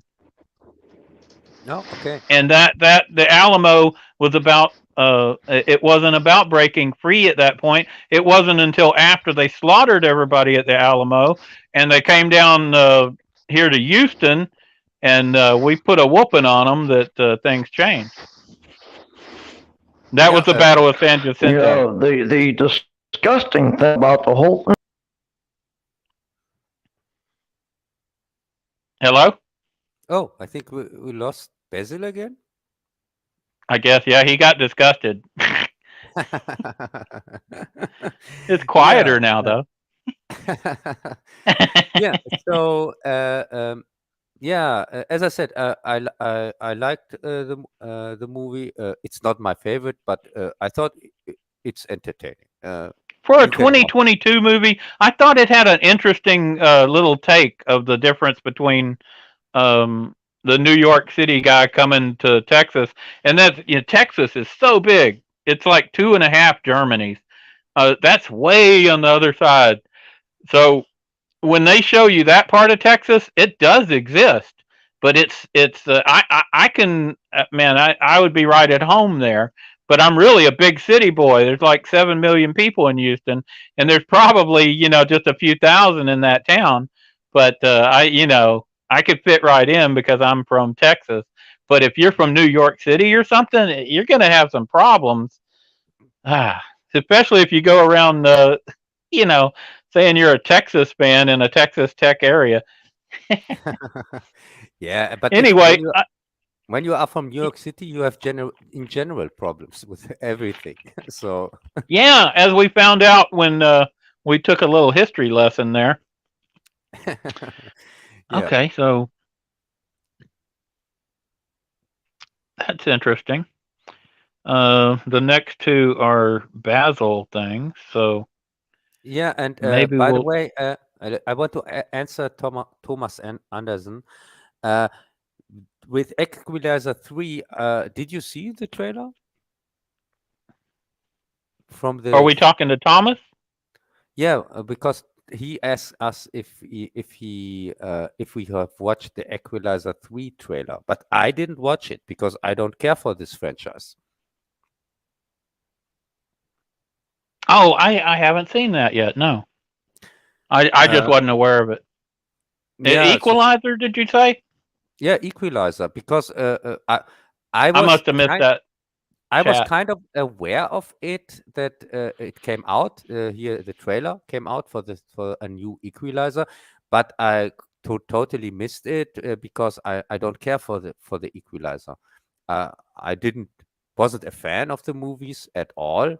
Thought the first one was decent and the second one sucked. So that's my review on the Equalizer. The first one seemed okay, and the second one, it sucked.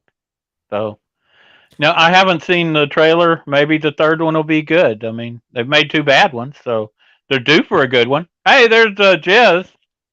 Yeah, there's Jez.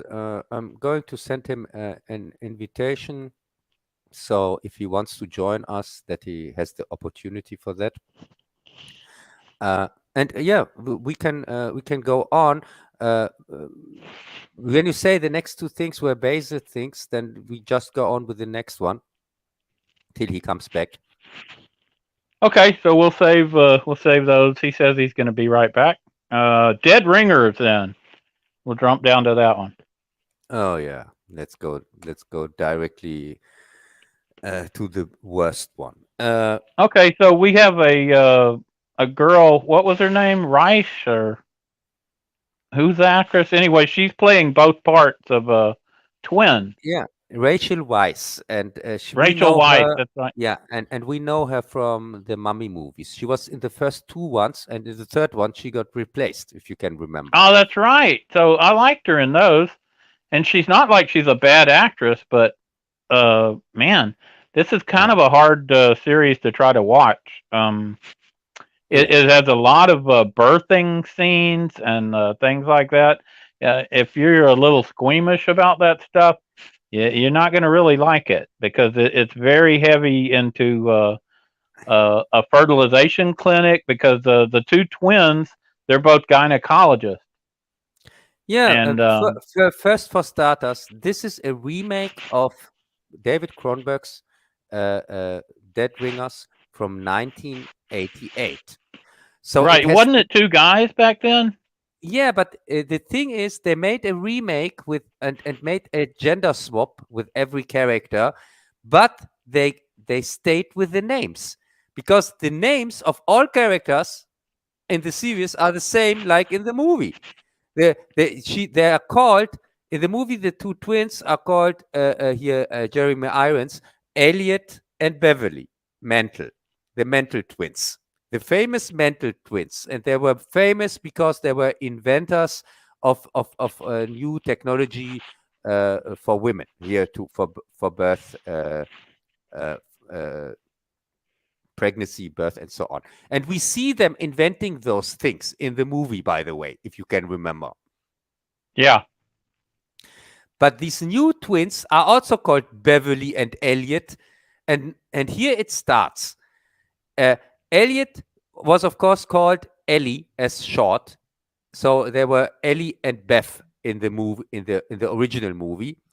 But in this one, one of the twins is named Elliot for no reason, because why should you name a girl Elliot first off?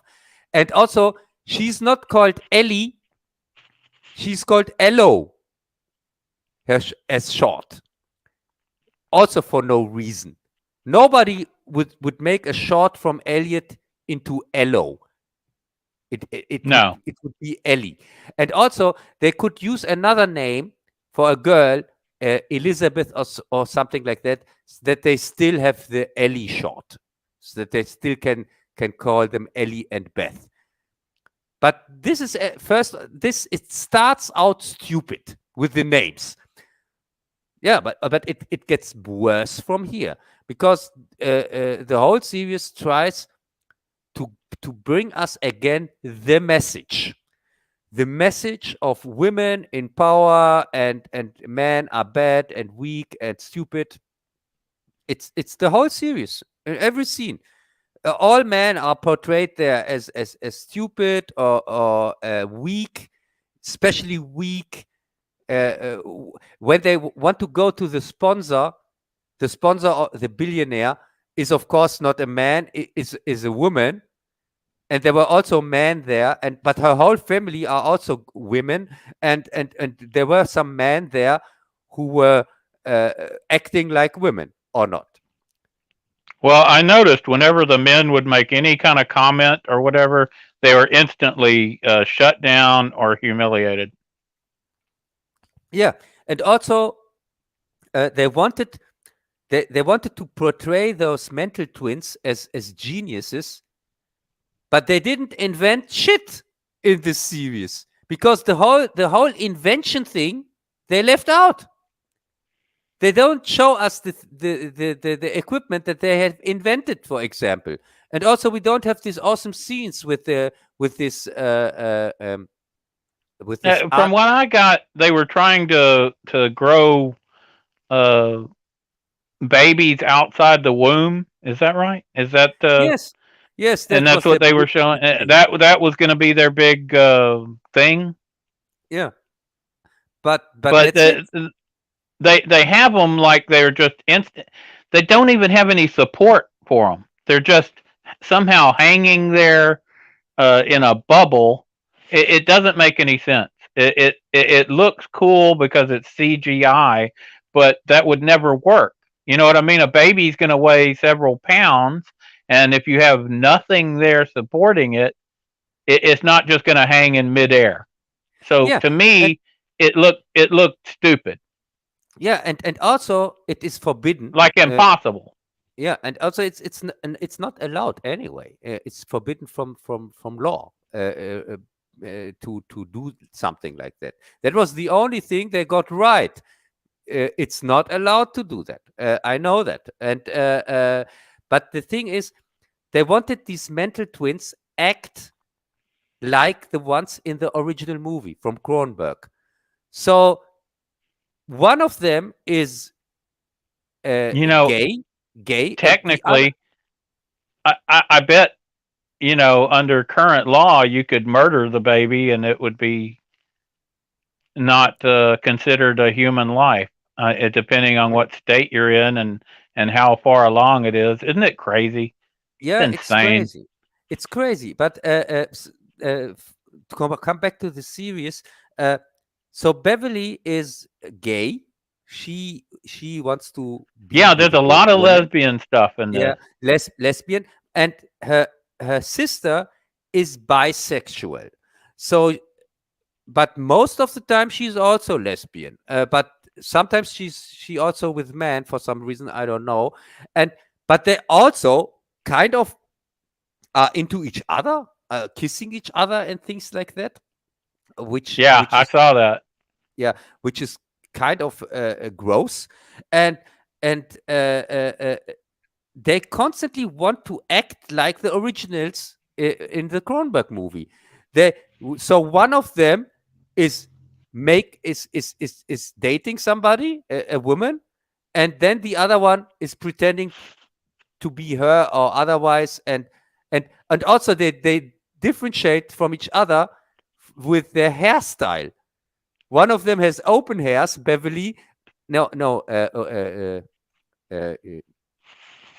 Elliot. Elliot has the hair open, and Beverly has the hair so closed. That's how you can differentiate them from each other. In the original David Cronenberg movie, this was not necessary because Jeremy Irons acted both characters so well that you could see from his acting, from his facial impression and things like that, who is who.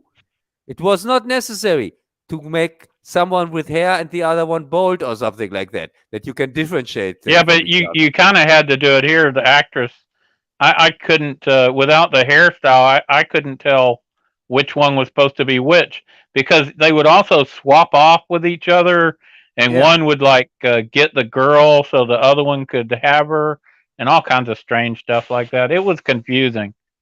yeah. So they in this version, And they're they supposed to be brilliant, but they're doing coke constantly, and they're doing all kinds of other stuff that nobody even comments on it. You know that they're hanging out with these people who are funding them for millions of dollars, and they don't even have a comment when they just pour out a line of coke and snort it.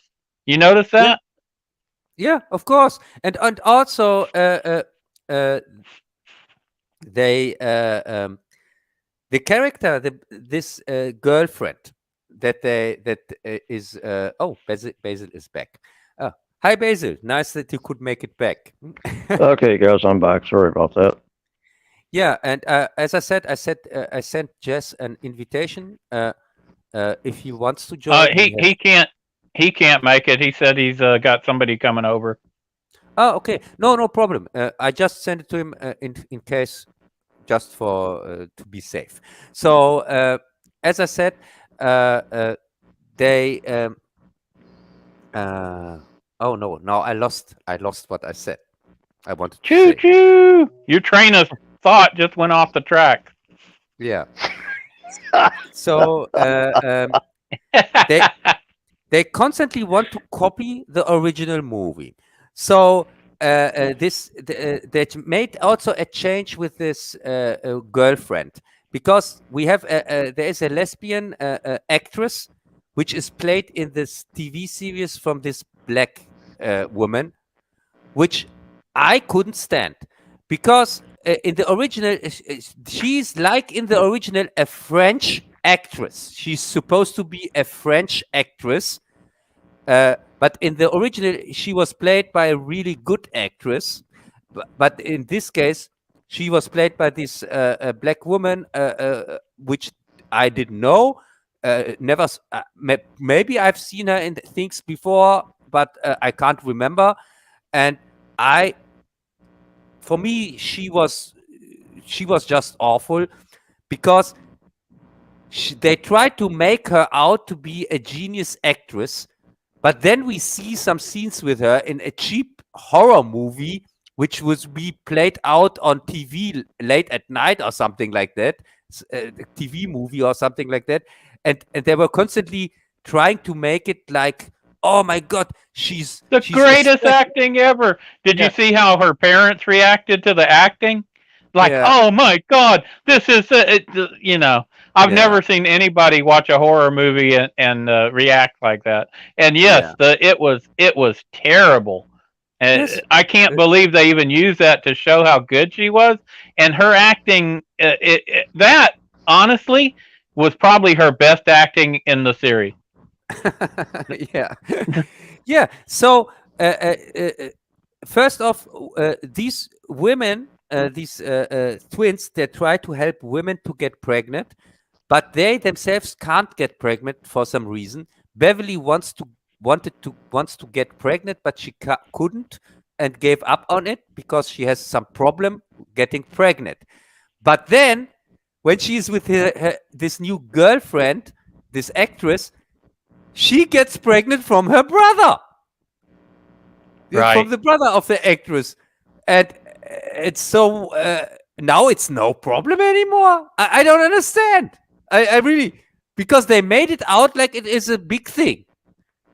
Said, and then she finally gets pregnant. Should we spoil the ending? Yes, of course.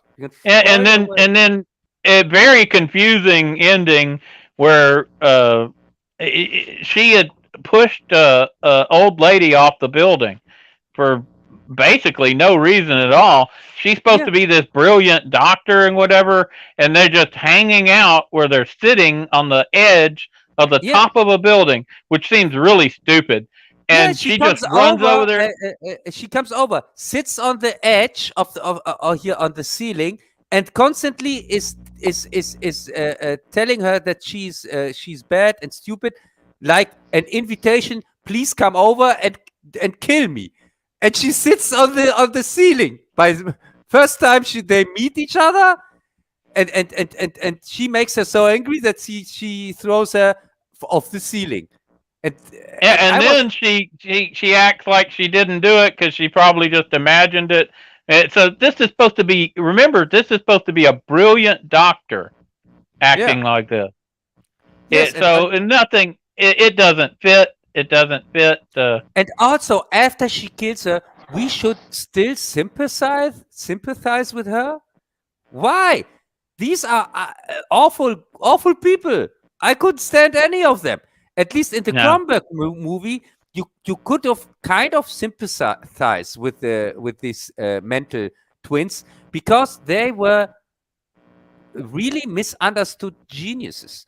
And all their arrogance and so on, you could kind of get why they act so arrogant, because their whole life they were ignored from the normal scientists because they couldn't follow their genius work, which we get in the movie from Cronenberg, which we kind of understand, and so we kind of can't sympathize with them, even with their strange behavior, because one of them is too shy, and the other one is kind of the one that wants to help his brother, but then we find out that he's dependent of his brother, and but Cronenberg could portray that.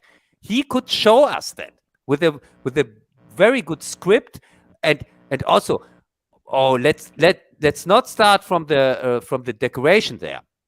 How they tried to rip off scenes from the original movie and failed horribly with the operation scene here with the red dresses and so on, which looked like shit in the TV series because they didn't have in the original movie they had the contrast. They had the contrast with the white operation room, and they had the right red, the right color red, which they used for their dressing, for the dresses.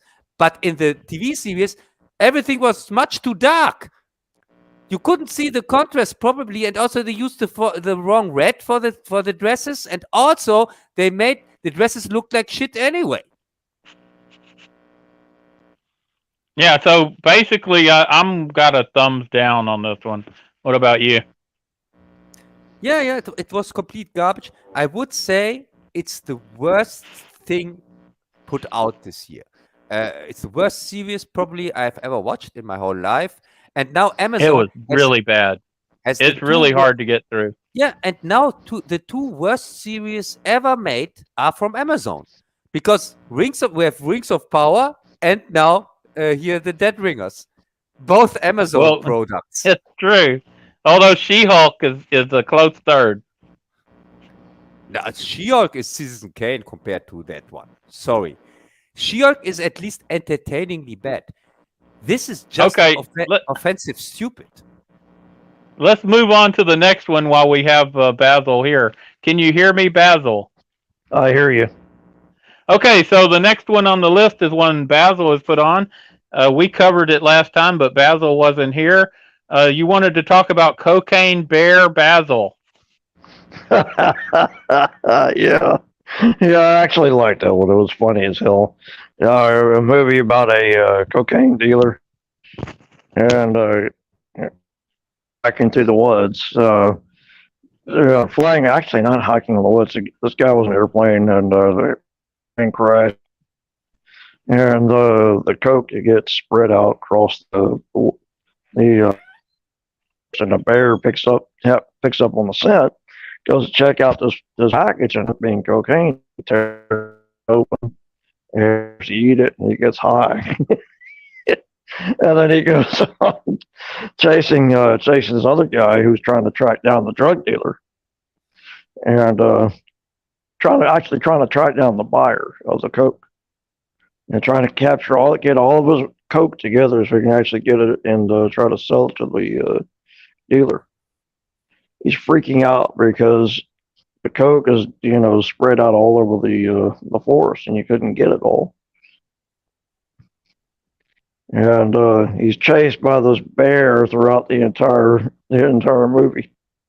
Actually, it's some of the ratings on it weren't so good, but it's a lighthearted comedy. Really, it's something different. It's refreshing to see. These movie reviewers tend to take it too seriously. Yeah, it's not possible for a bear to get high from cocaine, and it is unrealistic as a movie and should not be produced.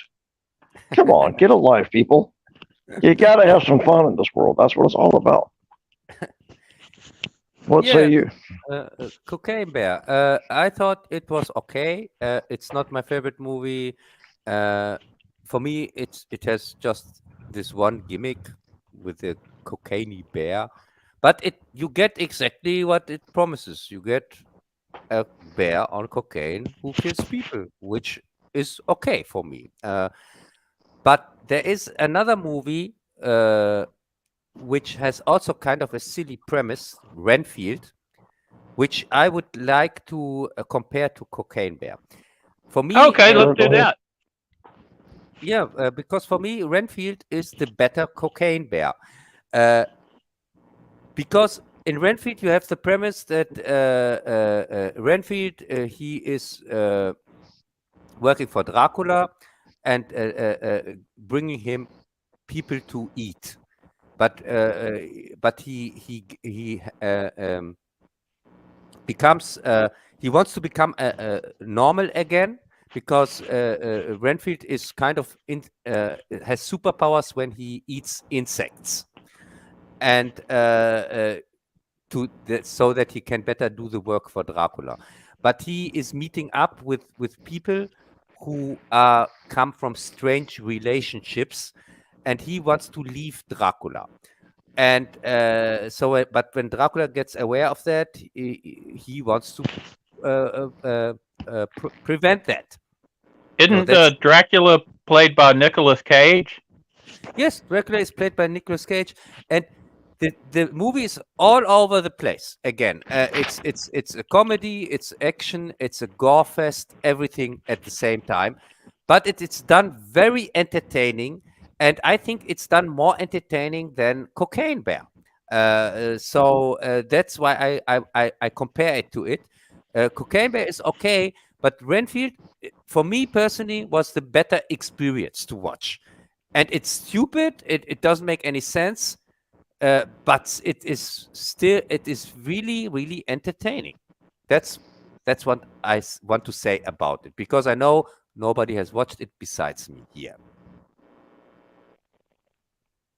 Well, no, I haven't seen it yet. I've seen the trailers on it, and it looks like Nicolas Cage just looks awesome in it, and I'm definitely looking forward to watching it. So we'll definitely be able to cover it on a future stream. Yeah. I think Cocaine Bear might almost be compared to like a Jaws or something, because it's a force of nature. It strikes here, it strikes there. They messed up when they didn't give a good ending for Ray Liotta.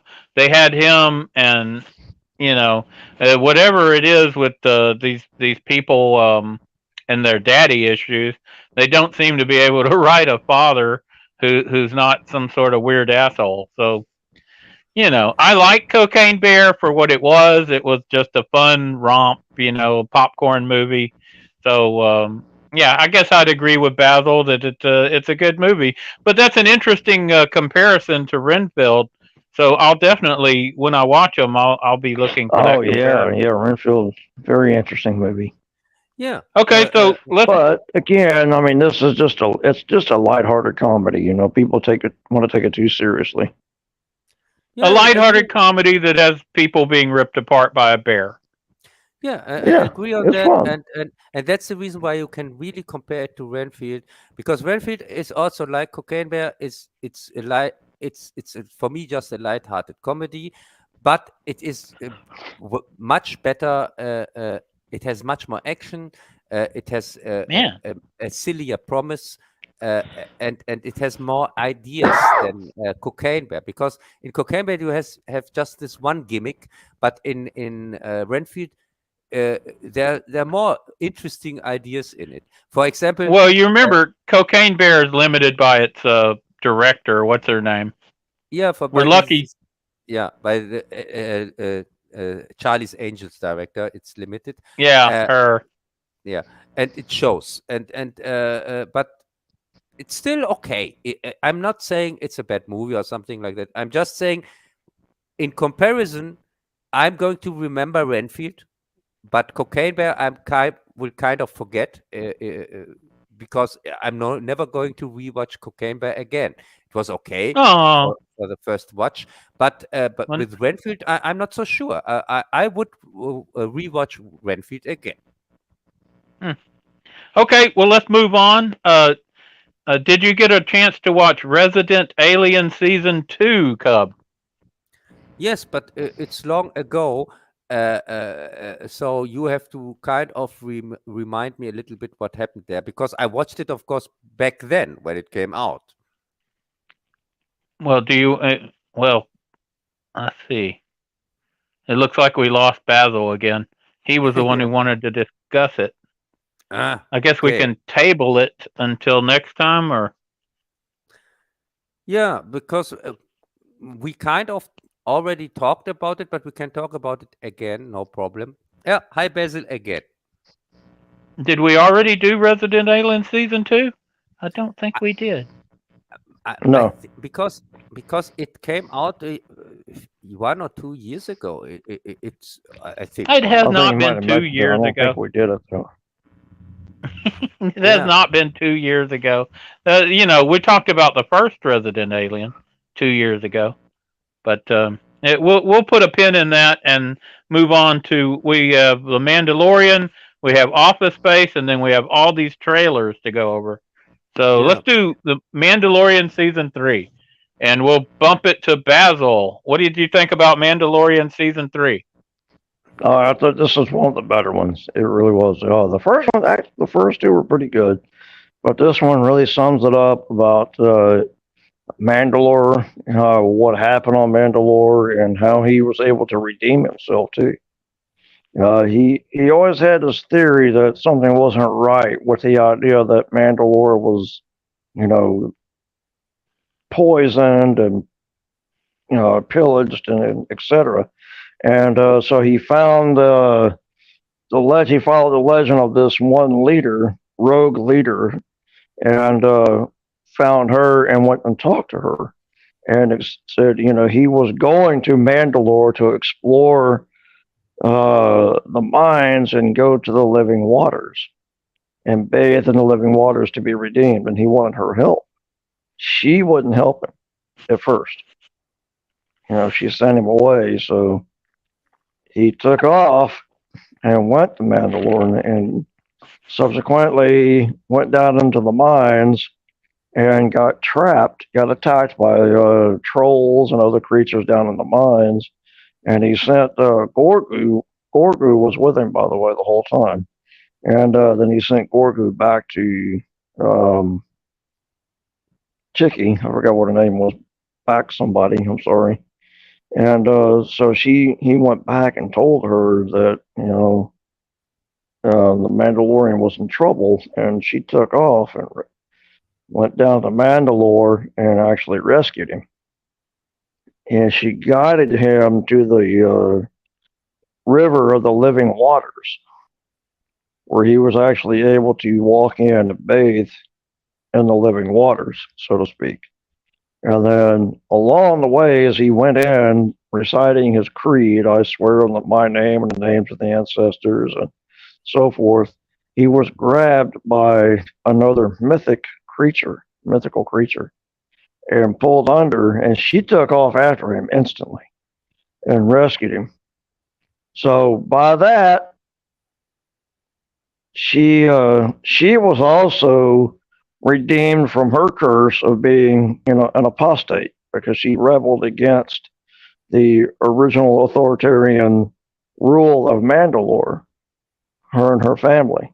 She claimed that she was the rightful heir to rule Mandalore, and so therefore she was banned and banished from the planet. And then subsequently, as they go back to the cave where the queen was, and proved that he actually bathed in the living waters, and brought her proof of the sample of the waters, and so therefore both of them were redeemed. Yeah. Overall, it's a very high quality. The special effects are pretty good. The storyline is good in itself. It's going to lead into a lot better action as it goes on. I'm not sure about that. I couldn't stand the third season. I thought I knew that. the first season was okay. The second was already kind of crap. But the third season completely dropped the ball. And also, what you described is in the beginning, but then we have these stupid episodes, like they were having this procedure at the water where a crocodile comes up and grabs the people and the children, and also there are flying creatures that also grab the children, and they even say it's not the first time that they do that. For me, this didn't make any sense. Also, the whole thing with that they can't take off their helmets and so on, since they are children. So what is when the children get bigger? Don't fit in the helmet anymore. Do they? Well, you can't. The theory now. The saying is that you cannot take off your helmet in front of somebody else. Now, as you go later on in the series where they're eating, she asked him, "How do you eat with your helmet on?" And he says, "You don't. You get your food and you go somewhere where you can be by yourself and you can take off your helmet and eat. So therefore, you can take off your helmet, but you can't take it off in front of somebody else. You have to be alone." Yeah, this was the scene where this little boy gets grabbed by this flying bird. By the giant crocodile. Yeah, no, by the bird, by this flying thing, flying dragon or whatever. And then 2 days later, they arrive there to rescue him, and he's still in the stomach of this bird. Yeah. No, sorry. For me, this was just stupid, and not my case at all. And also this big final where they here the episode with Christopher Lloyd was the worst episode, I would say, where they were researching robots that were rebelling, and then you have a robot bar, so they show robots as kind of beings with feelings and things like that, which doesn't make any sense for me. And Yeah, and also, that's the episode with Jack Black and what's her name? Yeah, and They're not even actors. It Yeah. really it took away. It made it like it was just a they were play acting, didn't it?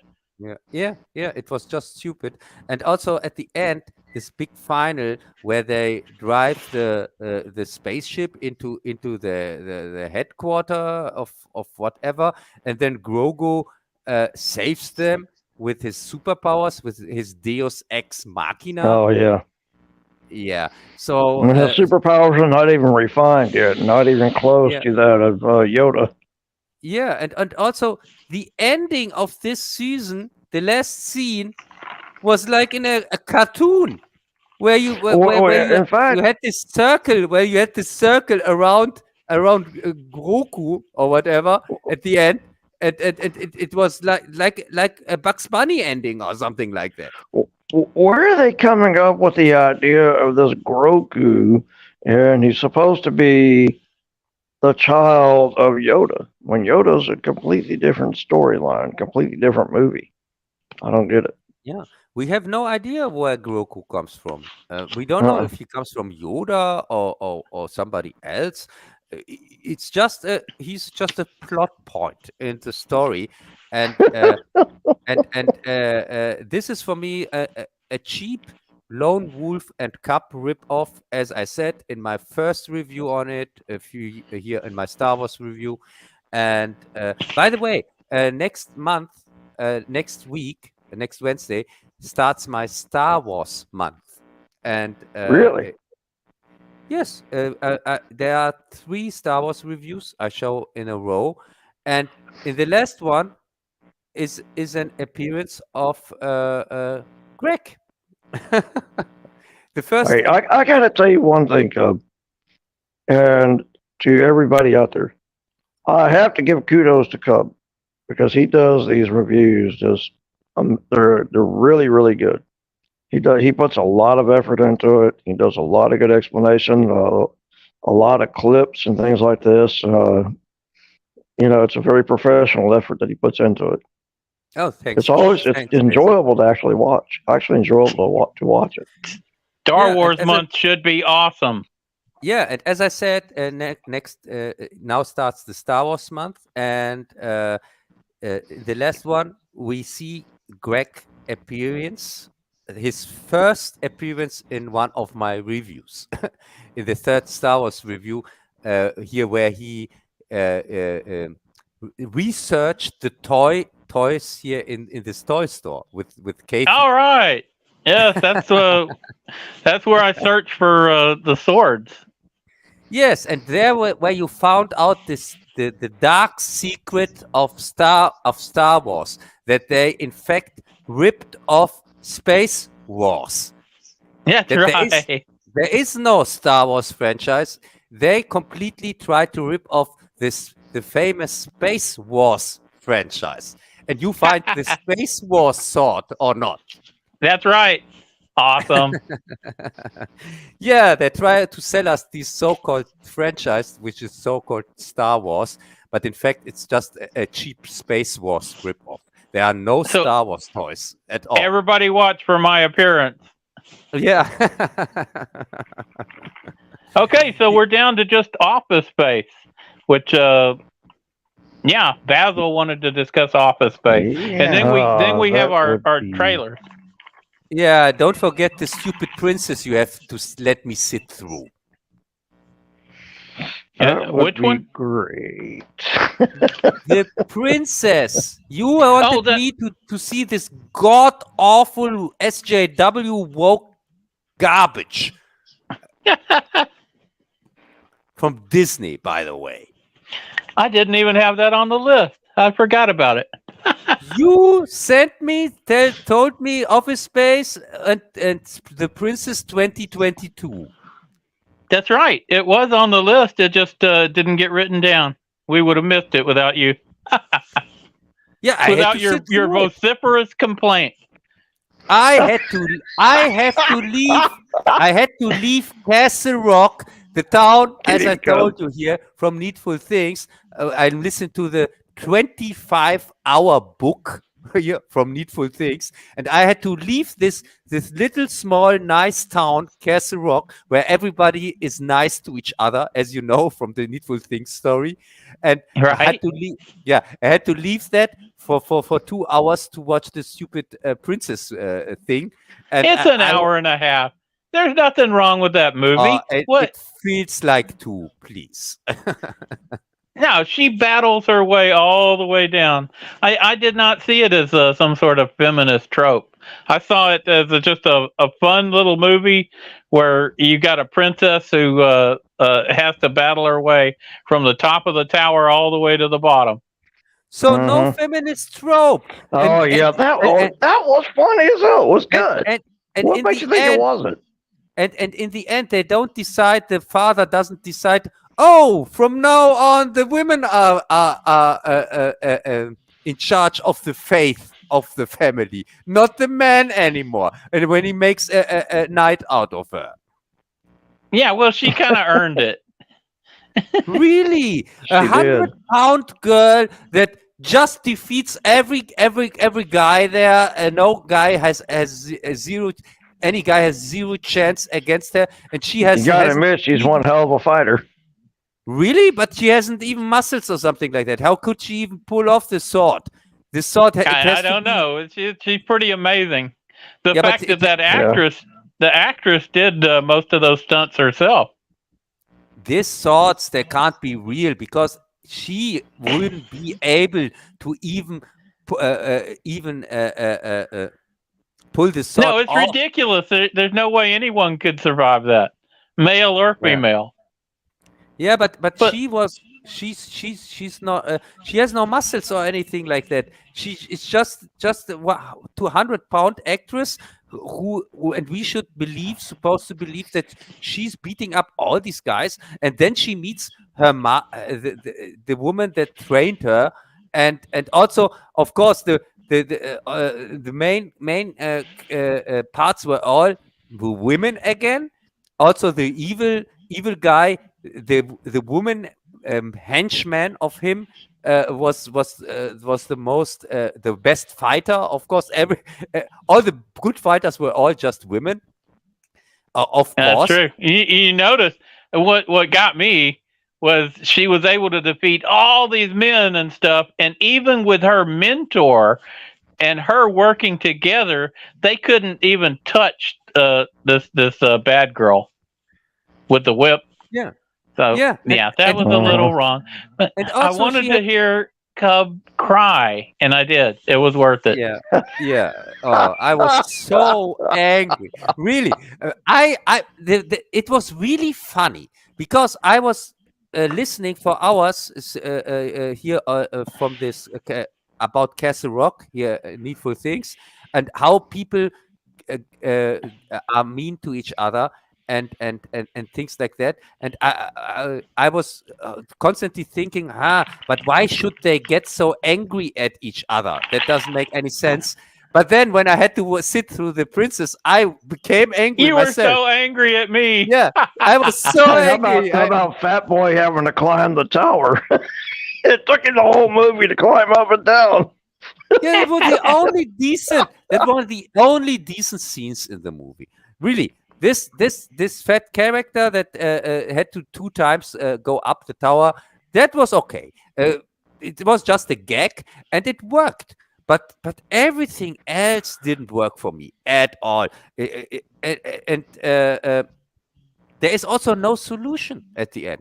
Because the solution can't be, oh yeah, now the women are in charge, and that's the solution for the kingdom. No, it's not the solution for the kingdom. Because the other kingdoms Well, don't I care. think we can agree. It was an okay movie. It wasn't great, but it was okay. Yeah, because this is the typical Disney solution. Because the other kingdoms don't care for your politics. it was not about to get women in power or something like that, because if you don't agree to marry your daughter to a neighbor kingdom that is has more power than yours, then you are fucked. That's the rules. There's no other thing. You can't do anything against that. I didn't make these rules, but that's just the way it is for these royal families back then, the way it was back then. So, but you can't just change history by showing, oh no, you just have to defeat all the men and kill them, and then say women are from now on in power, and that's the solution. No, it's not. Sorry. Cub on a roll. Okay, so I think that's a thumbs down from Cub. Yeah, 2 thumbs down, probably. I'll give it 2 battle swords. I don't know how many battle swords. There's great confusion surrounding Bazzil's ranking system. Sometimes it's like 3 out of 5. Sometimes he rates it out. Sometimes it's 5 out of 10. I don't know how many. Sometimes it's 2 out of 3. I don't know how many battle swords, and sometimes it's battle swords. Sometimes it's battle stars. What is it from the Galactica, or is it a sword?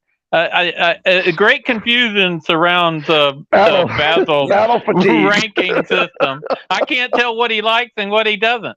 What do you think about that, Cub? Yeah, it's probably from the Galactica.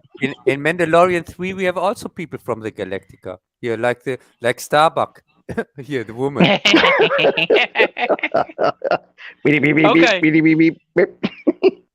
So Bazzil wants to do his impression of Lumberg from Office Space. You remember the guy who runs the place? Yeah, I'm gonna need you to pack up everything in a box and move your desk to back against that far wall over there. That would be great. Okay? Thanks. I'm gonna need you to work over the weekend. Yeah. If you could be here like at 10 o'clock, that would be great. Cub, I noticed you didn't use the new cover sheet for the TPS report. Were you aware that we have a new cover sheet, Cub? Yeah, I know the movie from back then, and I thought it is okay. I'm not into these comedies in general, but I thought this one was okay. It's as I said, this is not the kind of my favorite movies, but I liked this actor here from Scrubs, the who played the doctor. He was also in Office Space. Have you ever worked in an office? If yes. you've worked in an office, it kind of hits you a little close to it home. really does. I was in a law firm for 7.5 years, and a lot of that is actually pretty realistic. Yeah, and I worked right at the last minute, some jackass goes running up to your mail room. Oh, I need this. I need like now. You stupid bitch! The courthouse closes in 15 minutes. Ain't no way. Yeah, I worked for 3 weeks in an office, and so I know what you're talking about. And as I said, the story was, of course, kind of stupid and over the top as usual, right? Like the comedies from that time. But that was okay for me. It was okay, and as I said, I like this one actor here. Who had an appearance there here from Scrubs. What's his name? He played this funny doctor on Scrubs. This older, who had constantly these memorable jokes, these memorable lines. Oh, was he the neighbor on this? I forget. He was. It's been a while since I watched Scrubs. No, he was not the neighbor. He was the doctor here, the most important doctor, the one that were in charge of training the scrubs. Oh, there you go. Oh yeah, he played one of the Bobs. Yeah. Yeah, I know who you're talking about. Yeah. Well, overall, I think Office Space is a classic. It captures the zeitgeist of the crazy late '90s, where people are. If you remember, the big thing was, will the computers all fail when it hits 2000? Greg, so you mean the late '80s, not '90s? I think late '90s. No, because we're talking about the Y2K thing and all that. Yeah, but it's from '89. It can't capture the '90s. It has to capture the '80s. It's but it's set in 1999 because they're about to have to deal with the Y2K. So I believe it. Whenever it was made, they set it in like 1999 or 1998. Having to deal with it doesn't matter, but it captures the zeitgeist of that era of working in the office. And I think it was something Bazzil wanted to add, and it got I don't know what that was. How many battle swords was that, Cub? Yeah. Is it 2? Is it 5? Sword Star? No, it gets 3 cups of coffee from me. There you go. 3 out of what? 3 out of 10? 3 out of 5? The great confusion surrounds this ranking system. Yeah, depends on my mood. Smart ass. It depends on your mood. That's just like Bazzil. All right. All right, well, let's move on before all of our equipment shuts down on us again. Let's move on to the trailers. Yeah, okay. Talking about the trailers, have you have the trailers, so we'll start with Dune 2. Have you seen the trailer for Dune 2, Cub? Yes. They showed in the trailer just the action scenes. They didn't show so much. It does look like action. It looks like we got a war. It's going to be pretty good. With sandworms and stuff. It looks good to me. Yeah. Yes, and so they didn't show anything about the story. So I don't know. I have to wait and see, because Dune is not about action. It's really more about the story itself.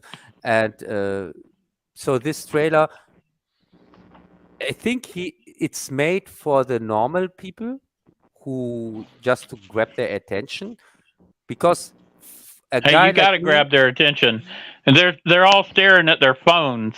Cub, I don't know if you realize this. What you call the normal people, they're not normal. I know. Not at all. And I don't have a smartphone, so I'm no, not part of them. So you at least have a dumb phone. Yeah. So for it's gonna be in full IMAX, so it's got to be pretty good. Yeah. So there you go, Cub. The trailer was okay, but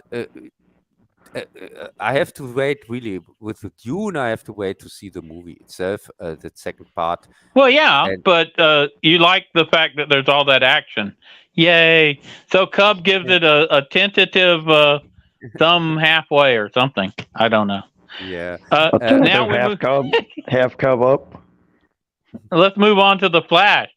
The Flash, what's it called? Universe of Madness or some stupid shit. Yeah. Yeah, and this trailer looked like trash. Trash, yes. Because they completely depend on Batman in this trailer. Yeah. They recognize that the Flash can't sell any tickets, but Michael Keaton maybe can. But in the trailer, he looks old, and this second trailer looks much worse than the first trailer. The first trailer was kind of interesting. Besides, of course, the Superwoman flying scenes and so on. There were crap also back in the first trailer. But in this trailer, they completely put their faith on the Batman scenes. It looks really more like I mean, it's like everything's all Batman. What the hell is with that? Yeah, I think they're trying to move away from the Flash and make it a Batman, to a Batman reboot. movie, which is stupid. Yeah, They should have made a Batman movie. It would probably be better.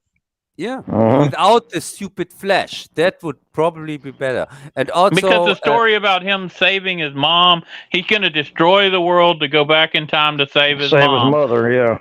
Yeah, So he destroyed the universe by trying to break the time continuum, to go back and keep his mother from being killed. Really? We just had a similar story with the Spider-Man thing. I think it's already been done and it's going to fail. Yeah, and Oh also, hell, the last Spider-Man, No Way Home, that was shit. I'm pretty sure that the character of this flying woman Superman whatsoever with the short hair that looks like crap. The lesbian Superman or whatever she is. Yeah, this lesbian Supergirl. This you is ought to going see her. This is going to destroy the whole movie. Because the scenes with her, they can't hide them. She's a kind of crap Marvel for the DC universe. Yeah. To put her into a movie is a death sentence for the movie. They were going to replace Superman with that girl. Yeah, sure. Yeah, they were going to try. It wasn't going to work. I think James Gunn has already blown up the whole DC universe. I think the way he handled the takeover has badly damaged DC. It's like Star Wars got taken over by the woke. Yeah, as I said, I have no hopes for the Flash. Of course, we're going to watch it, but please, it's Ezra Miller. What are you expecting from this actor? He's just I don't think I can risk wasting money to go see it. Yeah, no. He's not the Flash for me. Sorry, he's a bad Flash. He's not a good actor for this role. Sorry. Yeah, I agree. He's just bad. His acting is subpar. Yeah, and he can't run. And the Flash should run. At yeah, least I know. Hey, he's supposed to be the Flash, and he runs like Steven Seagal. Steven Seagal runs like that. It's just embarrassing. Yeah, it really. Yeah, I'll give it 3 battle sword stars down out of 5. So does it matter if they're pointing up and down? Actually, 3 out of 3 down. Okay. I don't know if up or down even makes a difference with you. Okay, here we go. The next trailer is Indy 5. That's Indiana Jones 5, which I'm sure Cub has been looking forward to for, 15 years. Yeah, since the last disaster, yeah. Another bad movie created by Cub. No, sorry. In Indy 5, we have even a worse problem than with the Flash, because in Indy 5 we have this Waller-Bridge character in the movie, which is just unsympathetic, and there is no way that she plays in such a huge role in a movie, and that this movie is not going to suck. Because can you remember her last appearance in a Disney property? That was Solo. She was this gay robot, LGBT. Oh man, yeah, in Solo. Whatsoever. Yeah, that was her. So, and now she's Indiana Jones, so she can destroy 2 franchises. Yeah, great work, Catherine. Well, ironically, Steven Spielberg was given first dibs on the movie. And then he pussied out and went over to handed it off to James Mangold. Yeah, but right after the pandemic, my schedule just can't fit it. Yeah. Yeah. Sorry, nobody could save this movie. Not even Stanley Kubrick himself or Akira Kurosawa, if they would rise from the dead. they could save Indiana Jones 5. Not with the material they have. Because Thomas, I think we mean great Grandpa Jones. Yeah. I don't think Grandpa even does it. Or as we'd say here in Texas, Papaw Jones. Yeah, and Yep, and also using this devil song here from Rolling Stones here in the trailer. Oh, Sympathy for the Devil? Sympathy for the Devil. Sorry. That's kind of like Sympathy for Cub. This trailer doesn't spread.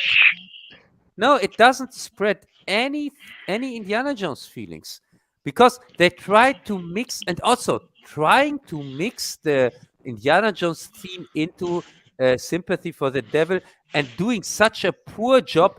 Even in my reviews, when I make a mix like that, I'm doing a better job than they did with their millions of dollars.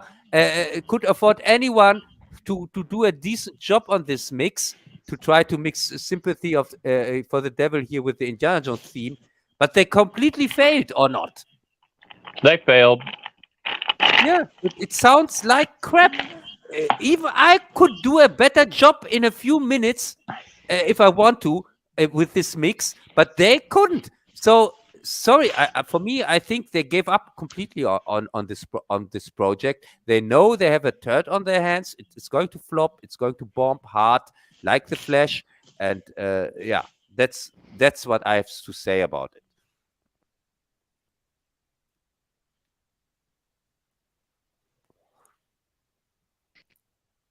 Okay. Yeah, great. Interesting. I was typing. Okay. I had a visual of Cub running from a giant rock. That is exactly how you should have. That's how you should have started your movie. Yeah. Cub has a movie, the tape 1 and tape 2, and he should have started it with a giant rock and him running from it. Hey, if you want to see a good Indiana Jones ripoff, then watch a UHF here from the Weird Al Yankovic. That's a good. Or Indiana watch Jones tape 1, tape 2. Go to Cub's extensive list of videos and look for his movie he made, 30 years ago or something. Unfortunately, my great epic, The Claw, has been lost due to a hurricane. Oh my God. Yeah. Sorry to hear that, Pal, because these first movies that you make in your lives, they're really kind of like a little treasure. Yeah, and all the people who are in it, they're gone. So, hey, maybe you find it sometimes in a cave, and like Indiana Jones, it sits there on a pedestal or something like that, and then you have to grab it and put something else there for the weight, like in Indiana Jones. It could be, or maybe it's hidden in one of these apartment buildings next to the Book of the Dead, and somebody will pull it out, and instead of playing that, they'll have some actual entertainment. Yeah, next to some recordings you did 100 years ago, where you explain how that they shouldn't watch this movie or something like that. Don't ever watch this tape. Oh, just wanted to tell you. Yeah, don't watch it.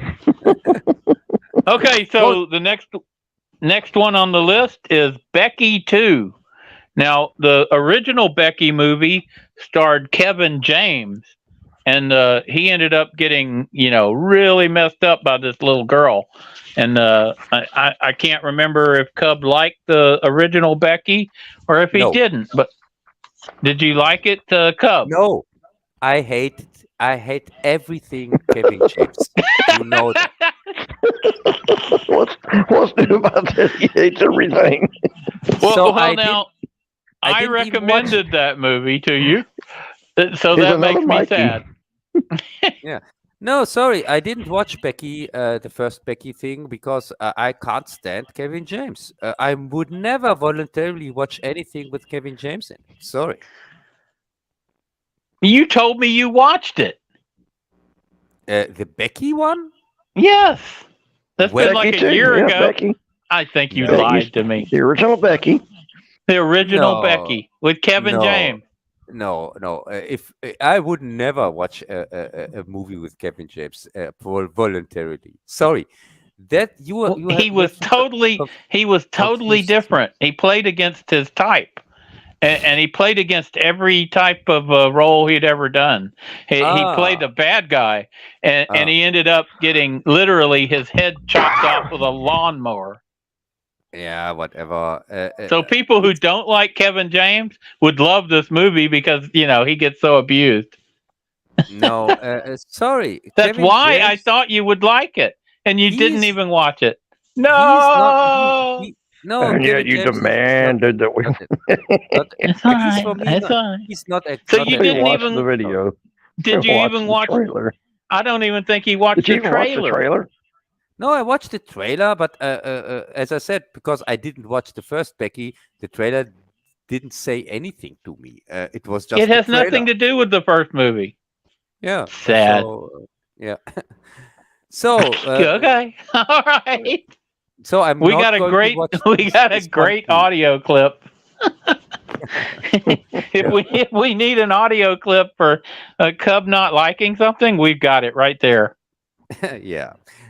So I'm not going to watch Becky 2 or Becky Oh 3 my! or There's Becky the list 4. of stuff you aren't going to watch is long. Yeah. Okay. It's shorter. It's a shorter list to put down what he likes. Yeah, it There would may be like short. That would be short. A total of one movie. Yeah, but I have this list exists on my channel. It's called the famous short list. I talk about it in my reviews. I say this movie is part of my famous short list. And in Fahrenheit 451, I even say the list that is going to stay very short because of the crap that is the woke crap that comes out in the last years. So this No, but short list, honestly, if you do go to Cub's channel, he's got a great deal of reviews, and you'll end up finding a bunch of great movies to watch. You really will, Yeah. because he does a good job of laying it out. And Cub goes to the books, the comic books, the previous series, the movies. He does an extensive amount of research, which is very impressive. Yeah, and as you mentioned, the playlist with the movies I like, because people always say, "Oh, Cap, you hate everything." No, I have a playlist, and it's funny. It's called the famous short list. Like you said, it's even called that. That's the official name of the playlist. It's called the short list because there I put all the reviews in up where I talk about the movies that I really We like. probably ought to go over that short list one of these days. Have a special stream and talk about some movies that you actually like. Yeah, which it will be a very short conversation. Yeah, Because right. it's a short list. Okay, let's go on to the next one while our stuff's still working. Here's one I put on the list, A Haunting in Vienna. Did you get a chance to watch it, Cub? Yes, and it looks like absolute crap. And I thought, what is this cheap crap? Why should I watch this It's trailer? And then Agatha.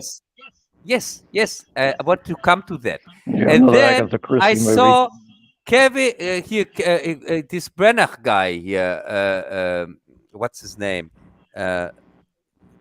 Here, this Perrault actor here, Kenneth Branagh.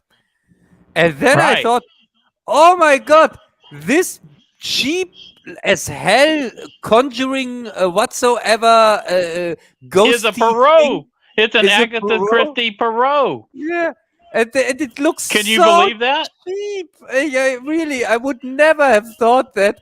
It's a supernatural thriller. I think it slid right past your radar. Yeah, and then I no, it's a continuation of here his series here, the Death on the Nile and Death in the Orient Express, and this is the third one he goes with. Oh my God, a ghost story? Nah. Yes. Yeah. Ghost story. Yeah. Did you get a chance to look at the trailer, Bazzil? Part of it, yeah. It looks like it's going to be a shit movie. I didn't really care for the. So, are you familiar with the character Perot? Not completely. Okay, so You know he's a that, detective. He's a Belgian detective, and he solves various crimes. The last movie I think was Murder on the Orient Express. I believe. Yeah, this is a And sequel to it. Death I on know the that. Nile. Death on the Nile was the Death last. on the Nile. That's right. So this is the third. This would be the third one The third in in it. the series. But they remake the Perot deals. There are ones from the 70s. There are TV series. So there's various versions of this. But I don't remember seeing a supernatural Perot before. Have you seen that before, Cub? No, because there is no one. The thing is, they want to. But there's a movie.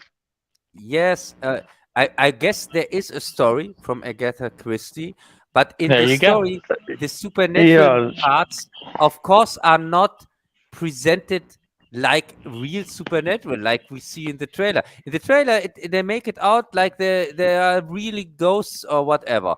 But Right? of course, in the original story, there are, of course, no ghosts, I guess, because Agatha Christie is not known for her supernatural ghost stories. She's known for her thrillers.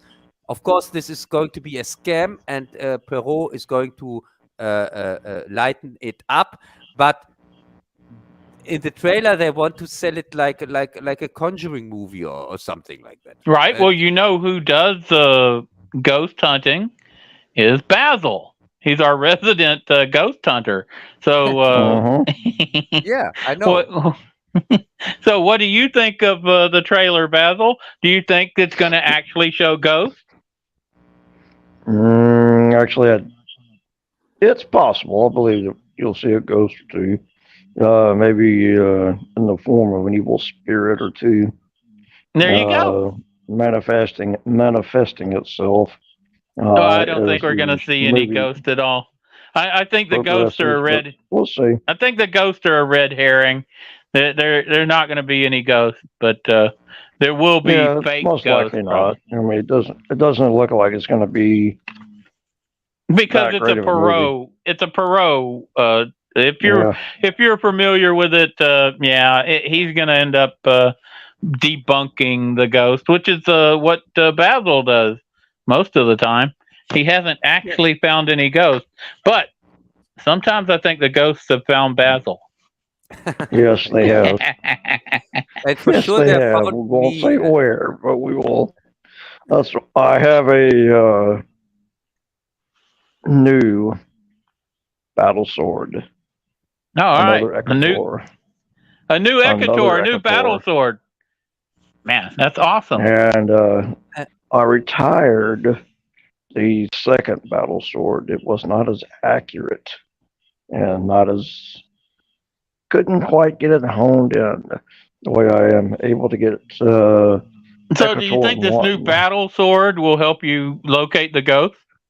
Oh, yes, beyond a doubt. Well, hell, we're going to have to go back to Galveston. Help me fight the ghost even better. It's doing pretty well here in Ukraine. A return to Galveston. Against the evil Russians and the Wagners. Everybody wants to call the Wagner force, Where the hell they come up with Wagner? I don't know. Let's not even go there. You're going to get mad. I already found the haunting ghost. Looking forward to cruising the cemeteries. We'll see. What were you saying, Cub?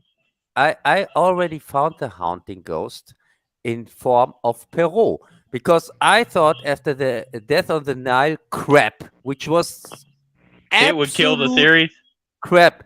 I thought the series is over and dead, and now the ghost of the series in form of this trailer comes back haunting me. I was surprised. The other movie did not do well, but that might have been because of what's her name, Gal Gadot. Gal Gadot. Yeah, she's not the greatest actress. Oh, she was so bad. But the movie she was bad. The story. No, they changed the story of the original, like they did with the Orient Express. Hey, again. You thought they changed that story. Wait till you get used to this new story with ghosts. Yeah, it is Venice. They changed it so much that I didn't even recognize it. And I know many Agatha Christie stories, so I didn't even recognize that one. So much did they change it. All right, we got 2 trailers left, and they're both winners that even Cub is going to enjoy. How about I don't know that? about that. No, I don't think so. Okay, the next one is Godzilla versus Kong 2. Woohoo! Oh, Kong. Yes. I'm going to start out. I saw the trailer and I enjoyed it. It looks like it's going to be a rip roaring battle of the monsters. Yes, it's going to be a return of Bazzil, the battle dragon, in my reviews because I'm going to re-release my King Kong review in 2024 in May. No, in March when King And Kong. that features Bazzil? Which features Bazzil. Yes, Woo! which features Bazzil. Bazzil Basil the Great. What do you know? Yeah, in his The great appearance. Basil Dragon. Yeah. In his appearance here on my reviews. So I can't That's wait awesome. that it comes out. Well, that's pretty awesome. I didn't Yes. even know that. Yes. So The trailer looks good, and we're looking forward to the movie. Yes, this is a movie we definitely looking forward to. All right, so there's one left, and that is Voyage of the Demeter. This and there's Hunger Games. Sorry, so there's 2 left. Hunger Games is gonna suck. That'll give him something to go out on he can complain about. But the Demeter, I think I'm saying it right. That's the ship that carried Dracula to London from Europe. And for those of you who don't know, Cub lives in Europe. Yeah, Dun, but dun. not this Demeter. This is not What? the Demeter from the book. This is pure crap trash. And What? everybody who has read the book, the original Dracula book, and sees this trailer, knows that directly. But I haven't read the book. It sounds like I shouldn't read the book. It sounds like a disaster. The original Dracula book, it's written in Hungarian? in letters. The book is not a story. It's not a conventional story. The book is just made up from letters that people write to each other. Well, you know, the original Dracula, people may or may not understand, it's actually a true story. Dracula did exist. It goes back to when he was a member of a military order called the Order of Dragula in Romania, and they were fighting against the Russians.